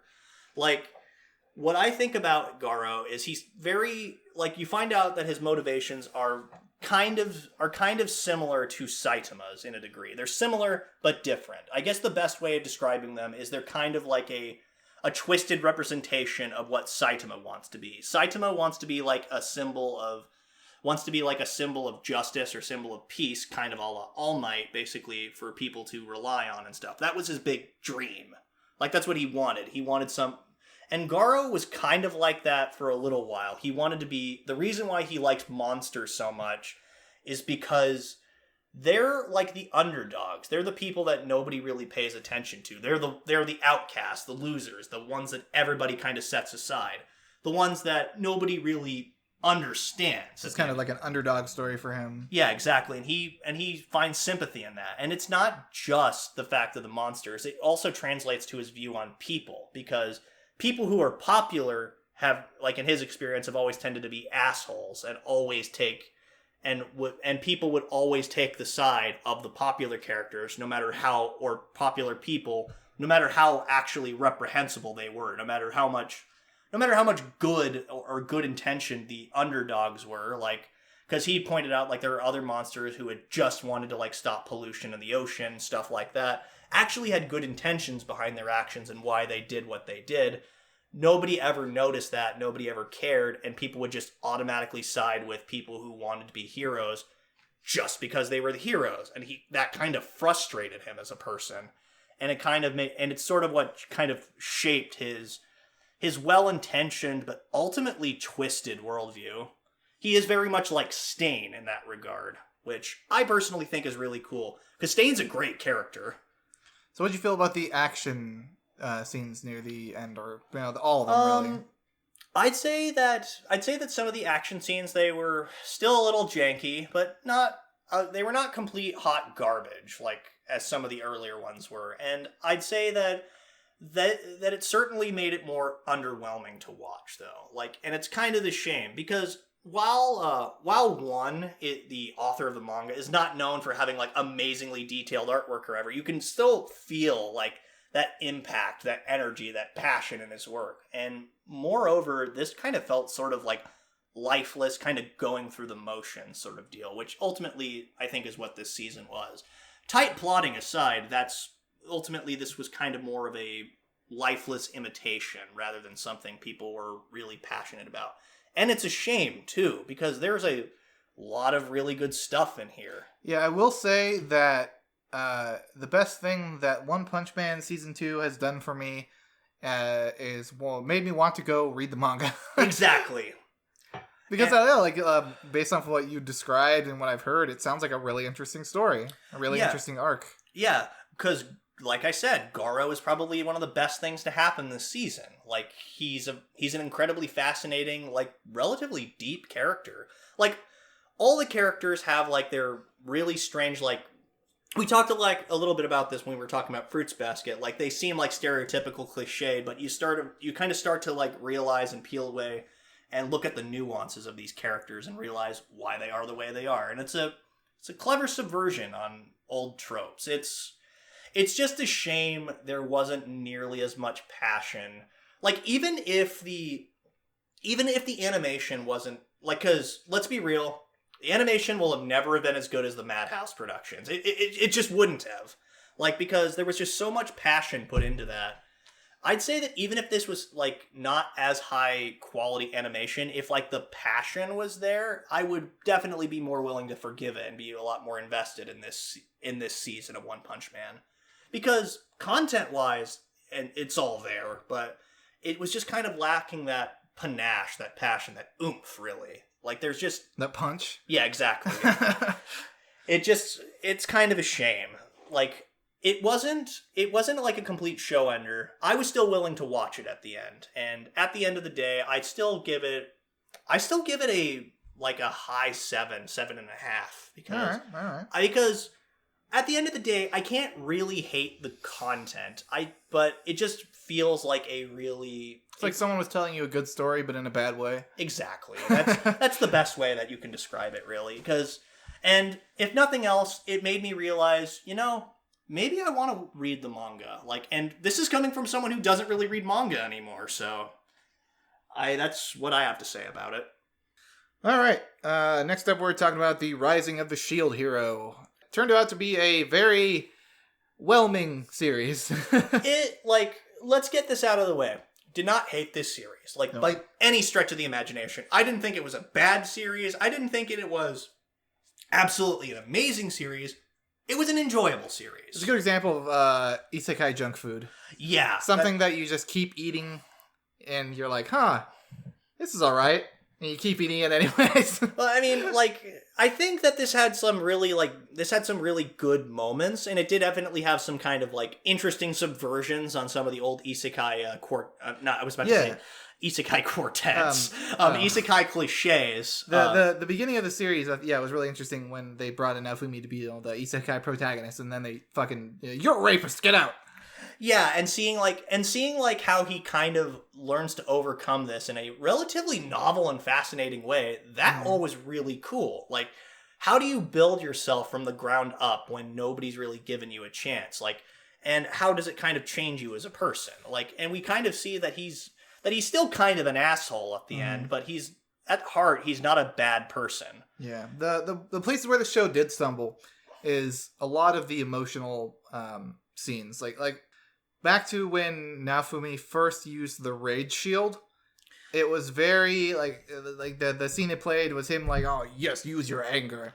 Yeah. Give in to the dark side. And he's like, I'm mad. I hate everything. All these characters I love are gone. It's like, you knew them for 5 days. Yeah, it was definitely an awkward way to introduce what should have been, a world-shattering thing, like the Curse series. Because, the Rage Shield is certainly a devastating force, and we've seen that with the blood sacrifice thing. That was actually very brutal to watch when we first saw it. Yeah. But moreover, this series just has had a huge problem of it not really... people... I think a big problem with it is people hyped it up to be this oh-so amazing thing, and it just couldn't live up to the expectations. Exactly, yeah. There was so much push for this show. Crunchyroll was pushing it really hard. Back when it was first being introduced. KITSU was pushing the hell... people on KITSU were pushing the hell out of it, saying that, how amazing the source material was. Which maybe it is. And maybe the source material is better, but based solely on the anime adaptation itself, as the anime stands, it's good. It's above average. It's nothing great, but it's a good series. It's better than Sword Art. It's certainly you certainly could do much worse. Yeah. And when going in for some of the subversive things, they actually did pretty well, but on the other hand, there's just some things that just kind of fell into a lot of those really boring cliches that we've seen time the fact that all of his party members are female. Yeah. And they all have a thing for him. And all of them want to bang him pretty much. It's and then the fact that they're actually trying, it seems like I don't know if this is true. Apparently the director is trying to set it up to where him and Raftalia end up together. I hope that's not the case. Mainly because... Well, as of now, like they might do it later when it's earned more. Yeah. Personally, I hate that will they won't they shit when it's dragged on for way too long. Like looking at Inuyasha for my disdain for that nonsense, but the other big sin of that is that's a story we've seen a million times. Like we've seen it time and time and time again. It's just, and when it's done well, it's done well. Don't get me wrong. Like one of my favorite series is Toradora, and it does that will they won't they stuff pretty like throughout most of the series. I still love it. But maybe that's because I'm biased towards Toradora. I'll admit that. But at the same time, the romance in this series, or romance, isn't really... Or one-sided. Yeah, which, if they just had settled it as, no, they're not getting together, maybe Raftalia should stop getting her hopes up, then I'd have more truck with it. But I don't know. Like... They're playing their cards to what the major audience is. Yeah. With that, of... People want to see Raftalia, like, they want the girls to, like, want to love the guy, pretty much. Yeah, and Naofumi isn't a bad protagonist. Yeah, and Raftalia's not a bad character. No, she isn't. It's just, like, the combination is kind of... And I like the fact that Raftalia has... I understand why Raftalia has those feelings for him. They're not completely alien to me. I understand why. It's almost hero worship. Yeah, that's almost exactly what it is. And because he is the one who literally saved her life. Like, and the previous incarnations of the Shield Hero were always like the hero to the animal people. Yeah, the demi-humans. And so there's a lot of stuff that makes sense there. But at the same time, it's just one of those things that I hope that it just doesn't devolve into full-on romance. It would just be, to me, it'd be a little creepy, considering he did purchase her as a slave and shit. Yeah, I really liked the progression of them being master and slave to slowly becoming friends. Yeah, I thought that was done really well because it was a really uncomfortable, bad relationship at first because he would literally be like, "Oh, you're not listening to me. I'm gonna fucking activate your shock collar."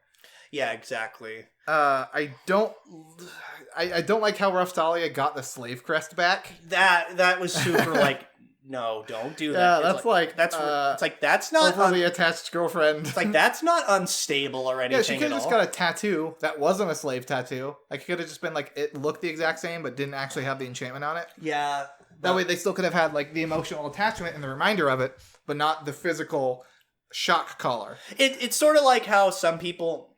Like one of the general rules for getting tattoos that I personally abide by is never get a tattoo of like a significant other's name. Mm-hmm. Just don't do that. You never know the relationship's gonna work out. Exactly. Like just no, don't do that. That's really dumb. But anyway, so we ranted about that for a while. I will say the ending actually was not too bad. I liked how Naofumi like bought the rights and became the local lord to the town that Raftalia was originally from. Yeah. That was actually a really cool gesture. The ending was a really strong callback to the beginning parts of the series that I really liked, which was just Naofumi going around, slowly building himself up as a trader.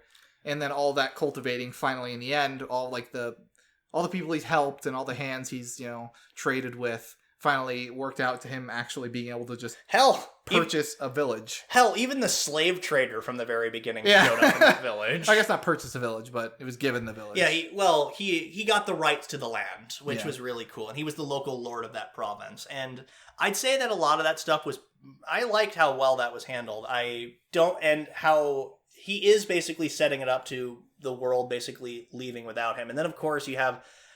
like what I personally think Raftalia is stupid. No, I don't want you to go thing. Like that whole speech and just like, okay, girl, you're gonna have to get over that eventually.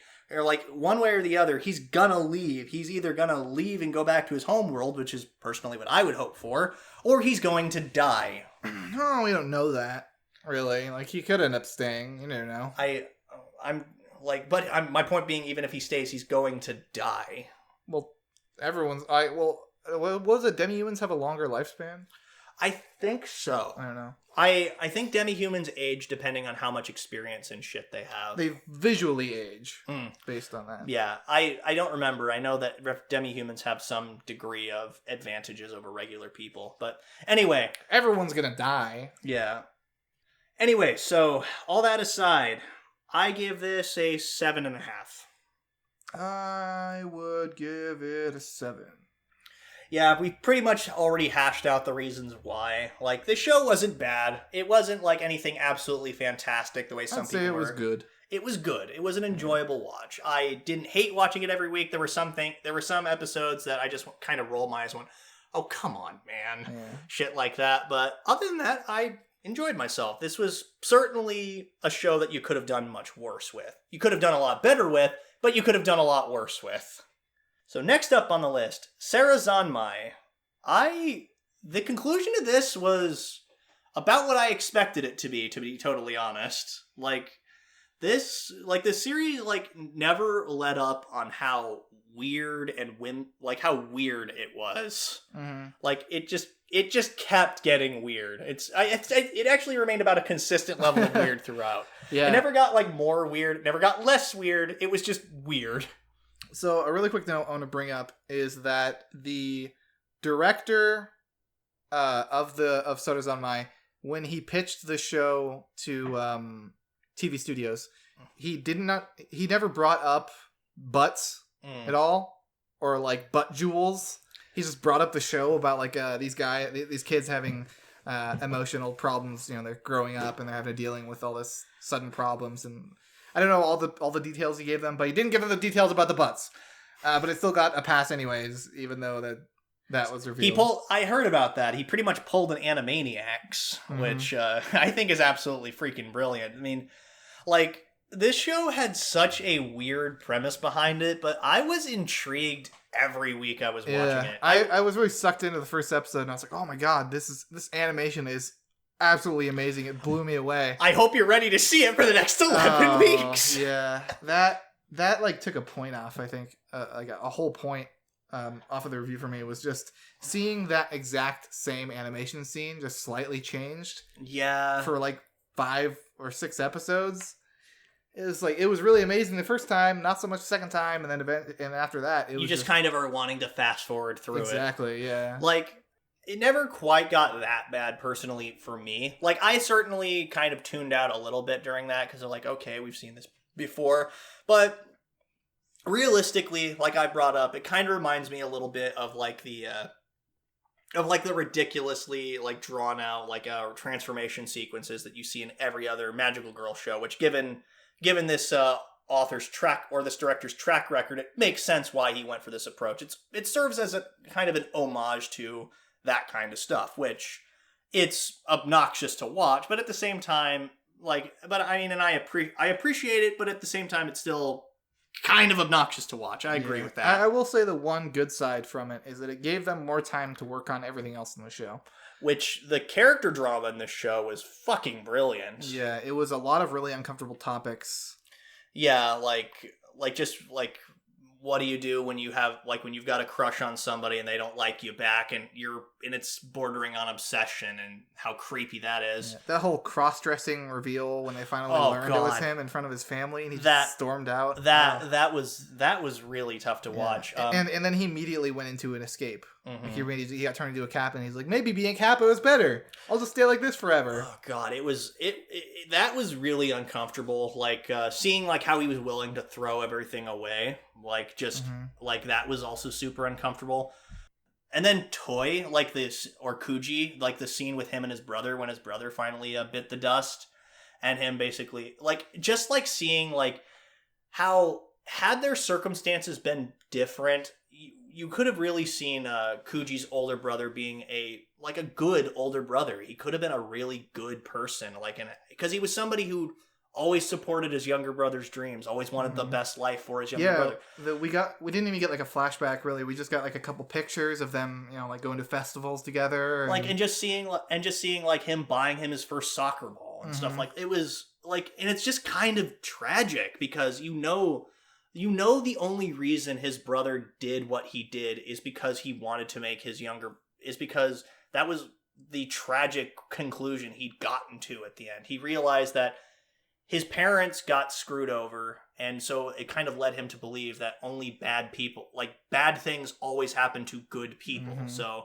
might as well not be a good person if nothing matters. That was the one survival strategy he knew worked. Yeah. And I love the ending when he just threw the money away. That was... I mean, before... Toy? Was that the older brother? No, the older brother was not named Toy. Toy is the younger brother. What was the... I don't remember the older brother's brother's name. The older brother, when he gets shot and he's like, I'll call an ambulance, he's like, it won't make a difference. I think that was the moment where he finally just realized, like, okay, my little brother's probably gonna go to jail and he's gonna have to deal with shit for a while, but if I'm out of the picture, and at least he won't get dragged into this further. Like, he's not, like, he's done some really, really shitty things, like using a middle schooler as a human shield. Yeah, like, he's done I will not defend what he's done. Like, but I can understand what led him to believe that was the only way. Like, and I don't think he was a legitimately terrible person. No. Not the way that he personally thought he was. I loved his the final thing he said was just like, use this to feed yourself. Like, that was his last concern, was getting his brother food to survive. It ultimately was the one thing that he wanted his brother. He just wanted his brother to be okay in the end. And it was tragic. It was sad. I really liked that scene. I love that interaction, like that dynamic between the two of them. Like it felt real and tangible and sad. And then of course, like when Kuji shows up and he basically points the gun at Kazuki and says, use the gold dish and give me the gold dish. I'm wishing my brother back. Like, but he wishes Enta back. I really like the subplot with the two cops.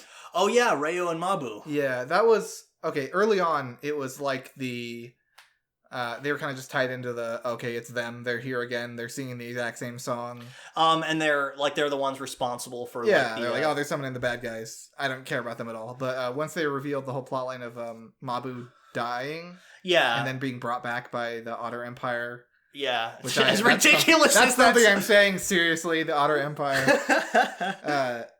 But just how they gave him that like mechanical heart, and then where he was forbidden to say "I love you" to the person he did love, and how that ultimately put a damper on their relationship because Mabu really did care for Reo. Like, that was obvious. They cared for each other. That was like such a slow burn of slowly revealing like who they were and how they came to that part. It was just that whole slow burn. After we got past I think it was like the point where they shot Enta was like the main point where we really started learning about them. Yeah, and then also on top of that, like figuring out like the scene when Mabu finally sacrifices himself and Reo is like basically slowly starting to forget who he was and stuff like that. That shit was tragic. Also, Reo, voice actor is Okabe. Okabe, yeah. Oh my god, he is. Holy shit! I never stopped. I looked it up a while ago because you can tell whenever he like screams. Yeah, that's very true.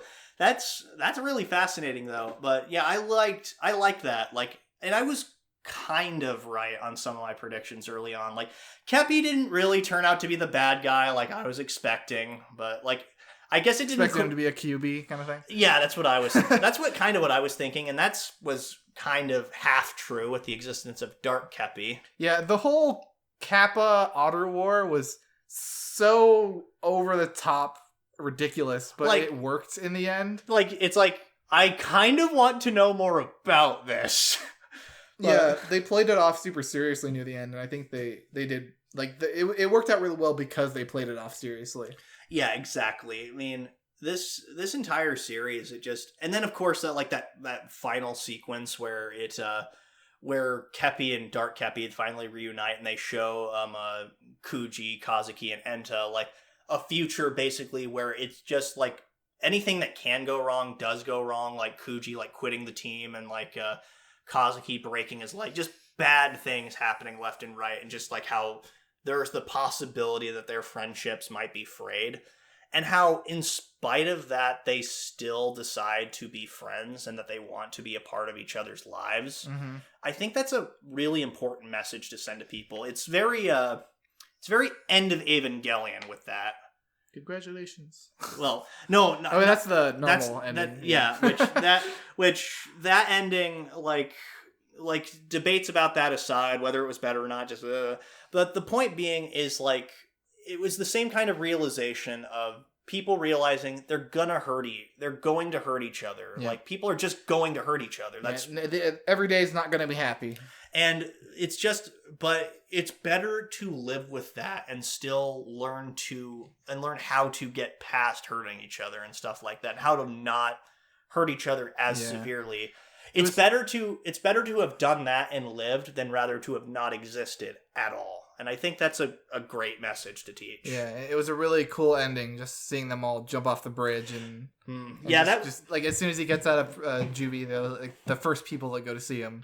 Yeah, but he was in there for like 3 years, I think. Something like that. He was in there from like the beginning of middle school to his beginning of high school, which I liked that because it was like even despite the fact it's like, he killed like 5 people, I think, maybe 3 people. It's cool knowing that he's going to get a fresh start. Without his, and even the cop that was watching over him acknowledges that it's like, this is the start of your new life. Don't mess this up. Yeah. It was a nice change of pace, and I'm really, like, I'm happy where the series ended. Like, it was a good conclusion to a pretty damn good series. I don't want to forget about this series, and I don't think I will. It was a satisfying conclusion. It's gonna be hard to forget about it with how ridiculous it was. Yeah, exactly. Yeah. So that, like I was saying earlier, that very repetitive first 4 episodes definitely brought it down a mark for me. Mm-hmm. But that aside, I would give this show like an 8.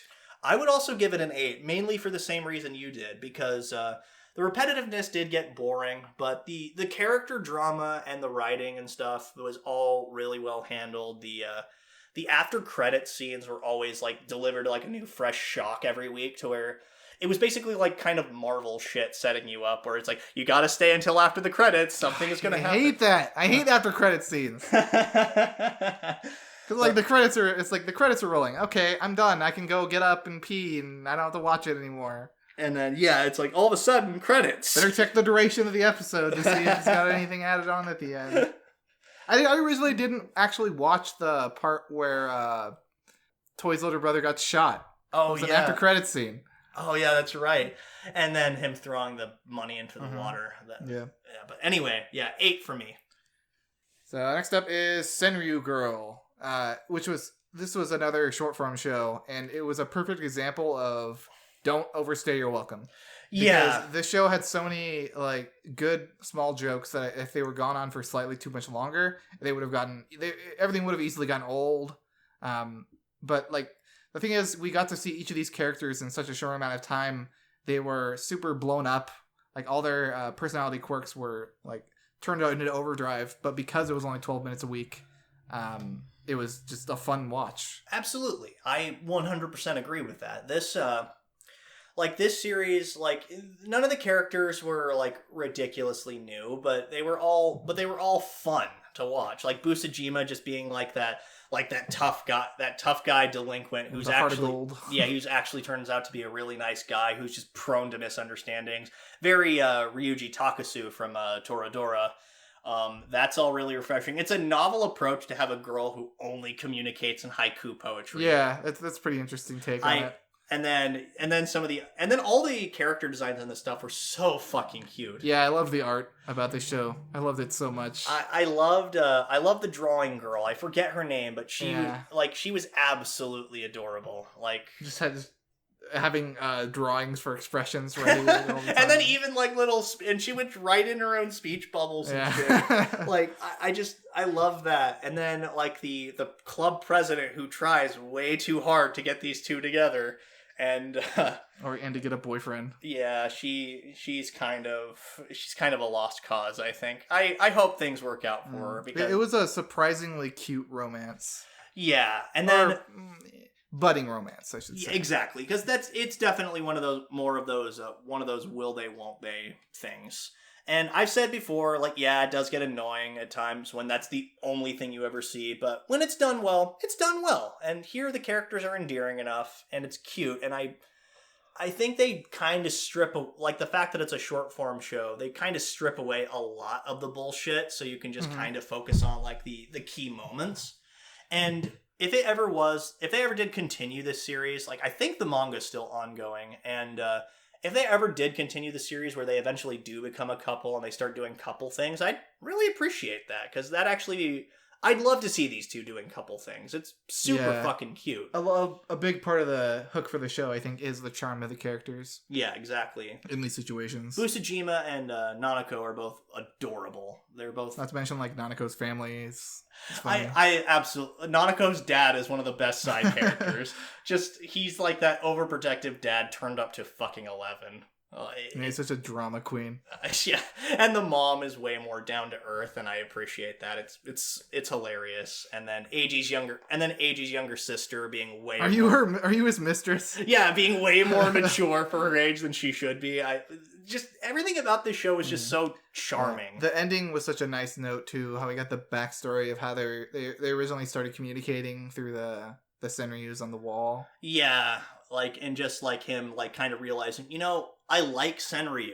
I'm not good at it, and I know that I'm not good at it, really, but I still want to try it. Mm-hmm. And then, like, Nanako, like, got so attached to him because he didn't think she was weird. Yeah. For writing poems all the time to talk with. Exactly. Like, it was just so cute. It was a wholesome thing, and just kind of realizing it's like, because we, the audience, knew it's like, oh, that's Eiji for sure. Like, that's who her pen pal is. Like, there was no like there. Like, we knew who it was from the beginning, but at the same time, like, seeing her slowly kind of how earnest she was about it. Yeah, there was something really charming about it, and figuring out, it's like, oh, okay, so that's how they started getting to know each other. I can kind of understand why she's infatuated with him, and vice versa, because the two of them are, like, you can tell. It's not a surprise. But I would love to see more of this show, personally, or read more of the series. I'd love to see more of these two actually, like, eventually get together and actually do couple things. That would be cute. So at the end of the day, I think I would give it a 7.5. I would also give it a 7.5 because it's a short form show. Like, it doesn't do anything groundbreaking, but it's charming. Yeah. It's cute. I absolutely adore it. It's a fun show every week. Fun 12 minutes. Indeed. So last up on our list today is Yatogame-chan, Observation Diary. I almost said Kansatsu Nikki, which is like the official title for it. Yeah, but Japanese title. Yeah, anyway. This was another one of those, like, kind of relatively harmless, like, 3 minutes of your week. It had a really interesting quirk, or a selling point of, like, I think they made this show in correspondence to an effort to get more people to go to Nagoya.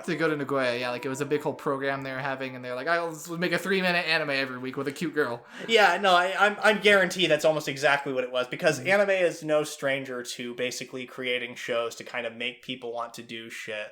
Like, you had Sweetness and Lightning. It's like, have more children, please. Laid Back Camp. And Laid Back Camp. Get out and fucking camp, you weebs. And probably this season, or summer season's, how heavy are the dumbbells you lift? Get out and fucking exercise. Just all sorts of shit. Like, anime is not particularly hiding or on what it's trying to do. It's pretty obvious what it's trying to do. I will say that this show did succeed in making me more interested. I actually, like, looked up the place to see like, how it actually matched up. Like, there's a lot of places they went to, like the big, like, the big clock mall. In the mall and everything. You know, like the one that's totally not Akiba. Like, yeah. And no, I agree. Like, that made me more interested in Nagoya as a prefecture and stuff. And it would make me, like, I don't want to lie, I'd definitely go there, like, just to see the place at least once. I love at the beginning of every episode, they're like, this program is filled with love for Nagoya, and it's biased, so take it as just a love letter. Exactly. I think the show did a great job in doing what it set out to do, really. Mm-hmm. Like, it was, like, the series never like with Senryu Girl, it never overstayed its welcome. Like Yeah, it the never main did. character was very good, just self-insert. Pretty Exactly, just like, and but he was never like ridiculously annoying. Or No, anything like he either. felt like he should have been there. Yeah, for exactly. sure. Like he felt genuine in how he was presented. Like all the characters were kind of stereotyped. Like Yatogame-chan's like high accent and stuff like that. Like very thick Nagoyan accent, shit like that. Yeah. Like, I mean, that was all played up obviously for comedy, but in the end of the day, it was a really cute show, very enjoyable one, very innocuous way to spend 3 minutes each week. Agreed. Yeah. I give this about a 6.5 because it didn't quite like ever get into like Joshi Kausei like levels where it actually delved into serious territory. Yeah, and I'd actually did agree. it Yeah, pretty I'd probably well. give it like a 6.5 as well. Yeah, it was just a good solid way to spend 3 minutes each week. And with that is the score for all the shows that we watched in spring 2019. Yeah, it's still a little. It's getting a little hot out. No, it doesn't matter. I'm never going to be good at fucking remembering what that is. Yeah, exactly. Plus, I'm just trying to give you a little bit of an out. You could be a little bit more appreciative, you asshole. I'm kidding. So next up, we're going to be talking about our favorite stuff that we had going through the entire season. Starting off with favorite opening. What is your favorite opening of spring 2019? You know, I had a little bit of a difficulty trying to decide here.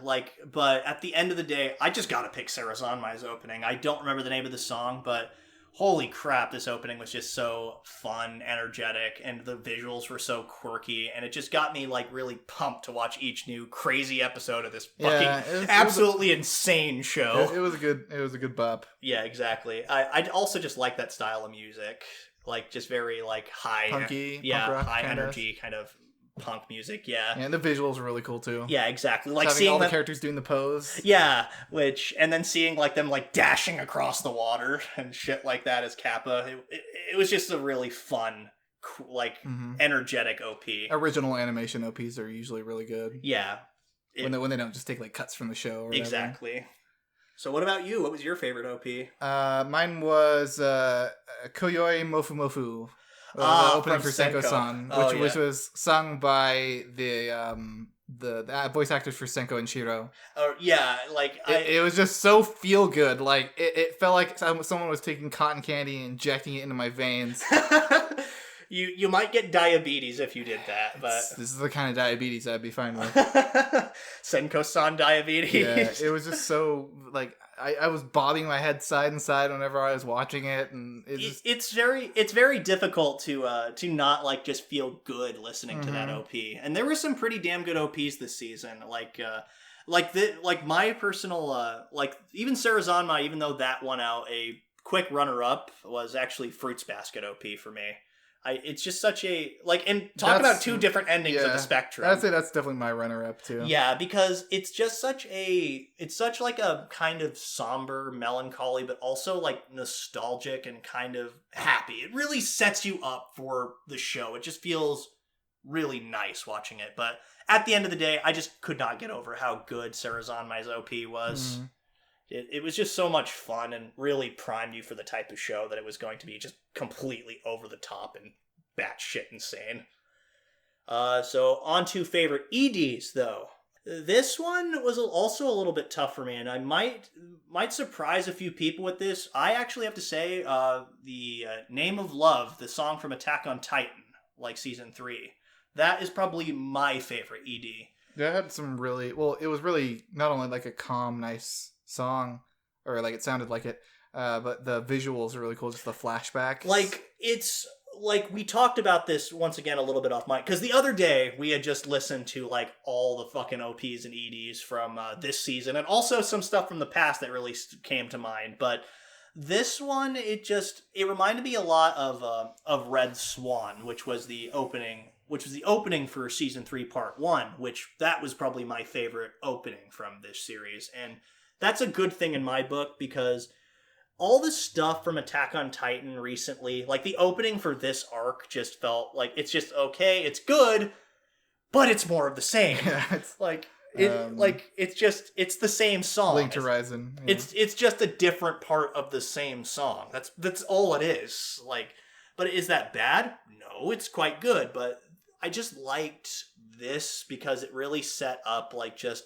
the journey these characters and by proxy the audience have all been on, and just kind of looked on days before everything got way more complicated, everything got way more awful for everyone involved, because you got to see like them in training camp, and just when days were just way more simple. The story was way more simple and not nearly as complicated. Back when all we cared about was killing Titans. Exactly. And it's just kind of like a harrowing reminder of what once was, and just realizing, we'll never have those days back. It's a very fitting ending to also this arc. Mm-hmm. Just because in general, like we said before, the part in this series ended on, it's just like we can never go back to who we once were.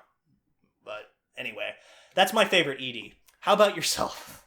I gotta put another tick in the Sarazanmai box of Stand By Me by the Peggies. Okay. Not only do I fucking love the Peggies, they make really kick-ass, I don't know the way to put it, like New Age rock or something like that.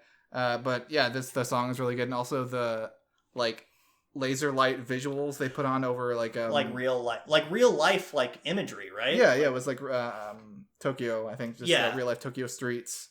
How they just and then they put the characters over it. Yeah, and they merged 2D, 3D, and 3D really well in that opening. Yeah, it didn't really look too jarring or anything either. It looked pretty damn good. I was impressed by that, and I agree. And it was that was kind of my runner-up, because like you said, it was just really well done with how it executed on that. But at the same time, I loved that ending, and it was sort of reminds me of those it reminds me of any other series that has had a really good lead in to something bad is happening. Yeah, when you hear the dun dun dun dun dun dun dun dun kick in, and then the ending starts. And then unlike things like that has done it most famously with JoJo's Roundabout, but how that as soon as the final note on this plays, there's just a little bit more around the horizon, because I'm pretty convinced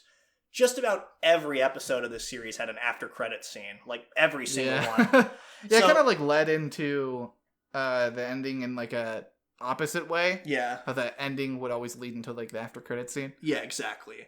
And I really appreciated that. It was a really strong ending and a really strong contender. Song. Yeah, really good, really tragic, and just when you knew something bad was about to happen, or something really feels he was about to punch you in the stomach. So going down to a low note, biggest disappointment of the season. Well, my biggest disappointment is unsurprisingly, I was going to originally try and mislead people, but unsurprisingly, it's Fairy Gone. Yeah, that's mine too. And we've already talked about a little bit about it. I was thinking One Punch Man, but I didn't really go in with that high expectations. Yeah, because once you saw the trailer, you were just okay, the anime, and you'd already kind of primed yourself a little bit. It's okay, I'm gonna try and judge this as its own separate entity and stuff. But Fairy Gone, I liked the first couple episodes. It was really interesting. Mm-hmm. And One Punch Man was also on that for me, but at the same time, as someone who actually bothered to finish One Punch Man and actually sees the merit in it and stuff in the second season, and recognize that despite its flaws, it's not a really bad series, but Fairy Gone is just disappointing. It went from kind of a fascinating setting to slightly more boring to just bleh. Yeah, why am I you are not even gonna finish didn't even finish watching this first core. I'm probably not going to pick up the second core. I know that I'm not going to. Once again, unless this series does something really outstanding, then I'm not going to pick up a second the second core. I'm just not going to. So, on to biggest surprise this season. Mine is no question Fruits Basket. Oh, really? Because I heard it was okay, yeah, people like this. It's good. I thought people would like it in the same way that, oh, yeah, I watched Oran when I was a kid. That was pretty good. Oran is very good. Yeah, but just kind of like that. In my head, it was in that, fangirl area of shows. Yes. Like, because, for a lot of people, like, Fruits Basket was probably one of the first series that these people watched, or first mangas they ever read, so you probably thought that it was going to be one of those series that wouldn't quite live up to the hype, maybe?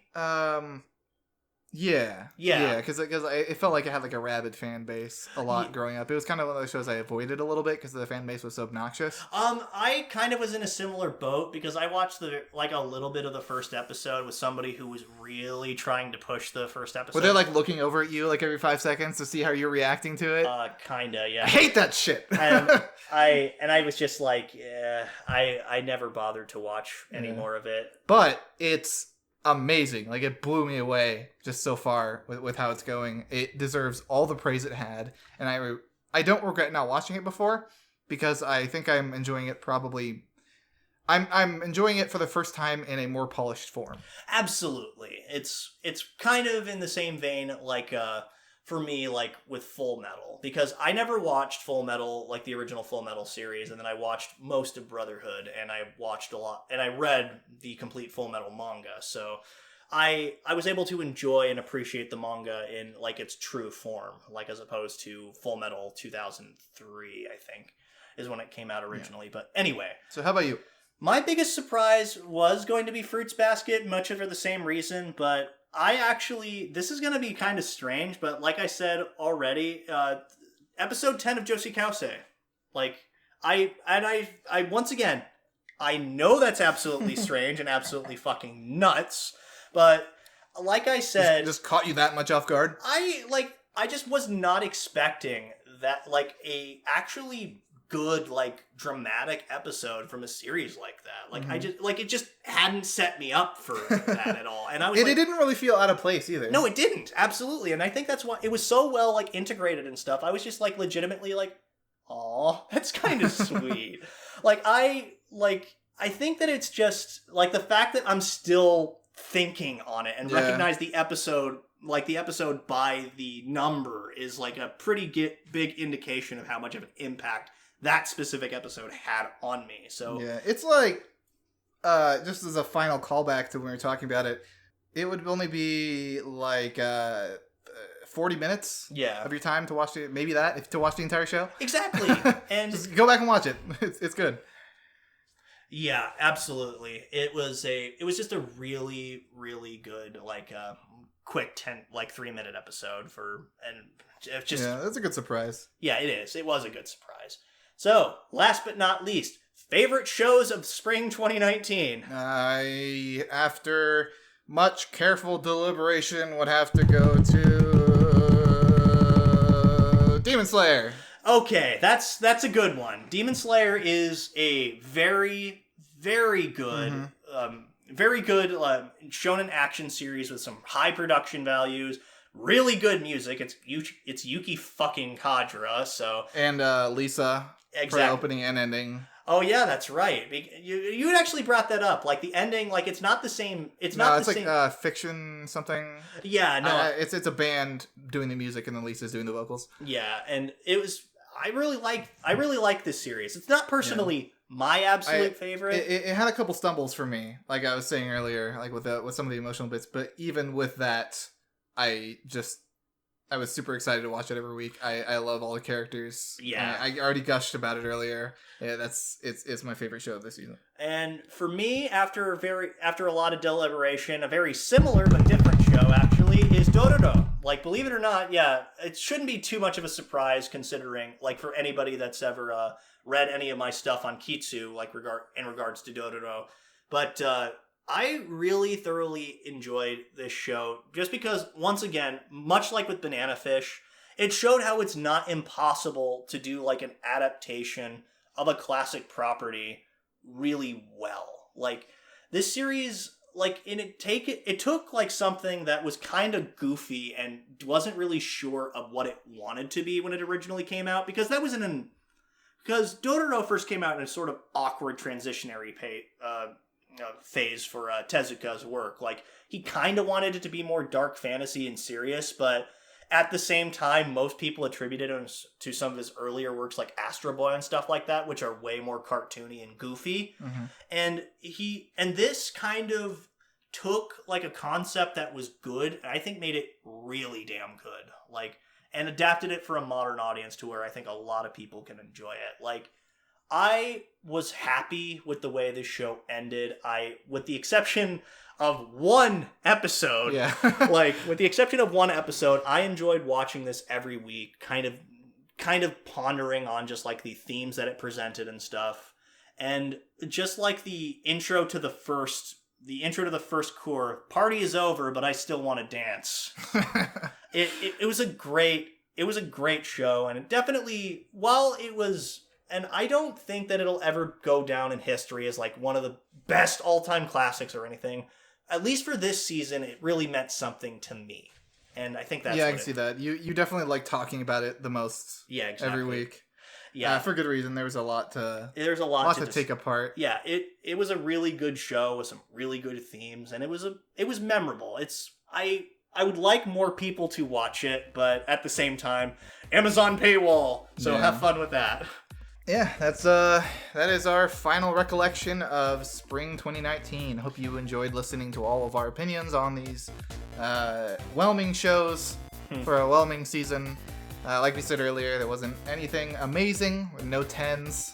Yeah. A couple of barely 9s, I think. Which is really good still. This season was not bad by any stretch of the imagination. Like this season was not bad. It was not a blockbuster season though.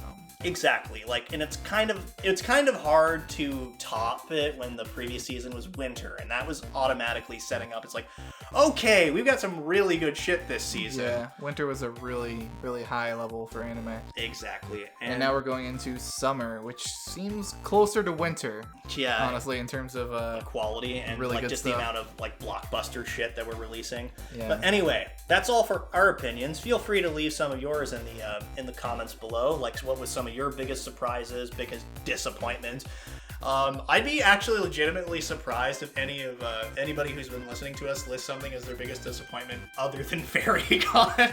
Well, if anybody, I think a lot of people just stopped watching Fairy Gone really early on. Yeah, it's sort of like it's just one of those things that maybe I was just too stubborn to freaking stop. And the fact that this was such a weird season for us as well, because we tried to change a lot of our schedule and it just didn't work. Yeah, got a little lazy near the end, I think, on some shows. Yeah, exactly. But yeah, thanks for hanging out for spring 2019. Let's send it away and give it a Viking funeral and continue on to summer 2019. How appropriate, because Vinland Saga is currently airing right Vikings! Now. Yeah, Vikings! Anyway, until next time, everybody, anchor away and take care of yourselves. Bye!